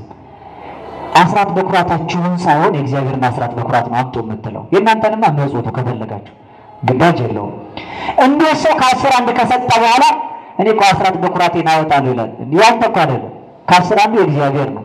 አስራት በኩራቴን ሳይሆን አስራት በኩራቱን በአግባቡ አስገባለሁ፣ ሌላ አይደለም ነው ሰው ማለት ያለበት። ከ10 አንዱ የበኩር የማን ነው? የማን ነው? ይሄን አይደለም የእግዚአብሔር ነው። እስኪ ተመልከቱ። አንድ ሰው 10 ብር አለው፣ መንገድ ላይ ካገኛችሁት በኋላ በእኔና በእናንተ ምሳሌ ልንገራችሁ። አንድ ሰው እናንተንና እኔን የሚያውቅ ሰው አለ። መንገድ ላይ እኔ ያገኘሁት እናንተን አገኘኋችሁ፣ ይቅርታ እናንተን አገኘሁና እንደ ሩቅ መንገድ ልሄድ ነው፣ ብር አላችሁ ብዬ ጠየኳችሁ። የለኝም፣ ያው 10 ብር ናት ድፍን ያለችኝ፣ እንደው ምን ላድርግ አላችሁና ለኔ 9 ብር ሰጣችሁኝ። እንደው ቆሎ እንኳን ብሎ ታይላላል ያገሬው ሰው። 1 ብር ለክፉም ለደጉም ይላል። ለደጉ ያዘው ክፉን ያረከልን። በእውነት 1 ብሩን ለያዝ ብላችሁ 1 ብሩን ይዛችሁ ስትሄዱ በመንገድ እኔ እናንተን የሚያውቅ አንድ ሰው አገኘው። ከዛ በኋላ እንዴ ሰላም አልክ ደህና እንትና አይተሃል ብሎ እናንተ ይጠይቀኛል። ያው አይቻለሁ፣ የሚገርም 1 ብር ሰጥቼው እየሄደ ነበር። እየሰማችሁ ነው። እኔ ተቸግሬ ስንት ብር ጠየኳችሁ? ያላውን ስጠኛል። 10 ብር ነው ያላችሁ። ከ10 ብር ላይ 9 ብር የሰጣችሁ እናንተ አንዱን ያዛችሁ። ባለ 10 ብር እናንተ ናችሁ። 9 ብር ተቀብያችሁ እየሄድኩ እናንተን የሚያውቅ ሰው አግኝቼ አይተዋል ገሌን ተብሎ ስለእናንተ ስጠየቅ እንደውም ይገርማል፣ አሁን ተቸግሮ 1 ብር ሰጥቼው በዚህ ሲያልፍ ነበር ብል እሱ ተቸግሮ ከአንተ 1 ብር ይገርማል። አንድ ቀን አገኛችሁና ባለፈው እኮ እንትናን አግኝቼው እንደው ቸግሮ 1 ብር ተቀብለው እንደሄድክ ነገሩኝ ብሎ ቢነግራችሁ ምን ትላላችሁ? ጭራሽ ምን ትልታል? አፍንጫውን ይዤ 9 ብር የምቀበለው አትሉ? ቸር ከሆናችሁ አትሉም መቼም። እንደዚህ ልጅ መጨረሻ ነው የምትሉት። አፍንጫውን ይዤ እግዚአብሔር ግን እንዳለ ይገርማችኋል። እግዚአብሔር 10 ብር ሰጠን። ከ10 ብር ላይ 9ን ለኛ ሰጠና አንዱን ግን በኔ ነው ብሎ አስራት በኩራቱን ወሰደ። ከዛ እናንተ በየመንገዱ እኔ እኮ አስራት በኩራት አወጣለሁ ምን ማለት ነው? አቤት 9 ብሩን የእሱ ነው እንኳን ሌላ አወጣለሁ የምንለው እንኳን ገንዘባችን እኛ ራሱ የእሱ ነን። በዋጋ ተገዝታችኋልና የራሳችሁ አይደላችሁም ይላል መጽሐፍ። እንኳን ብራችን እኛ የማንን እኛ እንኳን የእግዚአብሔር ነን። ለዚህ ነው ቅድም ፍርድ የሚያደርግ ሰው መጀመሪያ ራሱን ገዝቶ ለፈጣሪ ተገዝቶ ስለሚኖር ያንተ ነኝ ብሎ የፈጣሪን ክብር ሲመሰክር፣ የእርሱ ነኝ ብሎ የአምላኩን ክብር ሲያበስር ነው የሚኖረው። በምሕረት በቸርነቱ ፍርድ አድርገን ምሕረት ወደን በትህትና ከእርሱ ጋር ኖረን ለመከበር በቸርነቱ ያብቃን። ከቶ አንተያት እንደምንላት በቤተክርስቲያናችን ጥላ የምንኖር እኛ መጀመሪያ እስኪ ዳኞች እንሆን፣ ስጋን ለነፍስ እናስገዛ፣ ከዛ ነፍሳችን ለፈጣሪያችን እናሳድረዋለን። ከዛ ምሕረትን እንውደድ ለገዛ ወንድማችን። እግዚአብሔር ከመፍጠር ያልናቀውን እኛ ማንናቀው ባልንጀራችን እንደ ራሳችን ከራስም በላይ እንደ ነፍሳችን እንውደደው። ምሕረት ስጋዊ ቆርሶ ማጉረስ ቀዶ ማልበስ ነው። ምሕረት መንፈሳዊ የሰማነውን ቃል እግዚአብሔር ደርሶ ለሌላ የምስራች ብሎ መስበክ መናገር ነው። ጸጋ ልጅነት የተራቆተውን አልብሱት ይጠመቅ። ዛሬ ስንት ይወጣሉ እዚህ ቦታ ወሰዱ ብሎ ከመናገር በፍቅር ሰው እኮ ቦታው ነኛ ብሎ ማድረግ ይቻላል። ቤተክርስቲያን በቃ እንስራበት ይላሉ እኮ። እኛ በጎ ሆነን ወደ እምነት በመመለሳቸው ቦታ አይደለም የምናሰፋው፣ ርስት አይደለም የምናገዛው። ለሌላው መትረፍ ስላቃተን የበለጠ የኛን የሚፈልጉ ሰዎች በአናታችን ላይ እየሰለጠኑብን አሉት እኮ። ስለሌላው እንትረፍ፣ ለሌላው እንሁን፣ ለሌላው እንድረስለት። ያሳዝናል። ይሄ የተራበው ሰው ያሳዝናችሁ? ሰውን ለመግደል የሚወጣው ሰው ያሳዝንም? ዓላማው እቅዱ ምኞቱ በሙሉ መግደያ መሳሪያ የሆነው ሰው ያሳዝናችሁ? ምን አለ ሌላው መትረፍን፣ ለሌላው ማለፍን፣ እርስ በርስ መደጋገፍን ገንዘብ እንዲያደርግ ብናስተምረው። ስላላስተማርነው ስላልሰራንበት ነው እንጂ እኮ ሰው የዘራውን ያንን ያጭዳል ይላል። የዘራነው ጸብን ስለነበር ያጨነው ጸብን ነው። ፍቅርን የዘራ ሰው እንዴት ጸብን ያጭዳል? ወኢትዝራ በትልም ኃጢአት ታላቁ ሲራክ በመጽሐፈ ሲራክ ምዕራፍ 7 ቁጥር 1 ጀምሮ በኃጢአት ትልም ውስጥ አትዝራ ይላል። ትልም ታውቃላችሁ? ትልም ምንድን ነው? ትልም አታውቁ?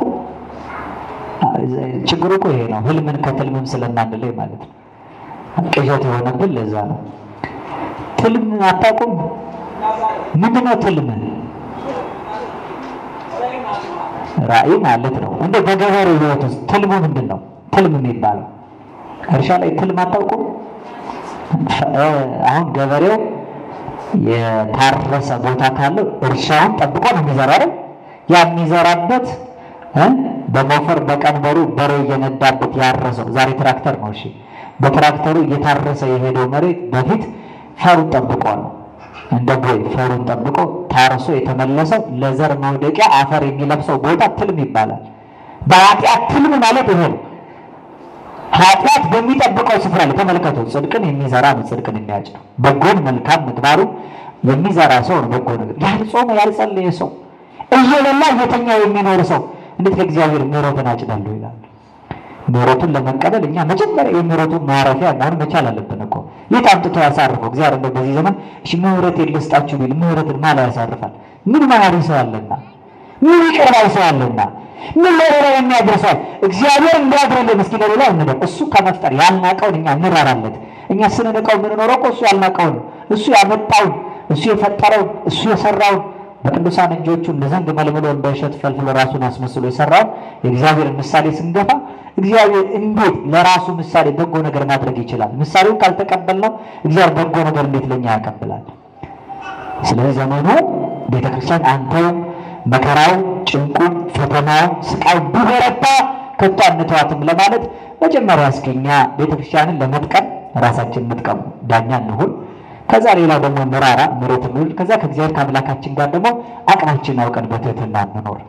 ፈጣሪያችን ፍርድን የሚያደርጉ ምሕረትን የሚወዱ በትህትና በፊቱ የሚሄዱትን በቀኙ ሲያቆማቸው እንደ ምሕረቱ እንደ ቸርነቱ በደጃፉ ቃሉን የሰማን ሁላችን በቃሉ ኖረን ከቀኙ ከሚሰለፉት መካከል ነጭ አልብሶ እንዲያየንና ምዕራብ ቡሩካኑ ላቡ ትረሱ መንግሥተ ሰማያት ዘድሉ ለከሙን ቅድመ ይፈጠራል ዓለም ሳይፈጠር የተዘጋጀ መንግስቴን እንድትወርሱ እናንተ አባቴ ቡሩካን ወደ እኔ ኑ የሚለውን ዘላለማዊ ቃል እንድንሰማ በቸርነቱ ይርዳን።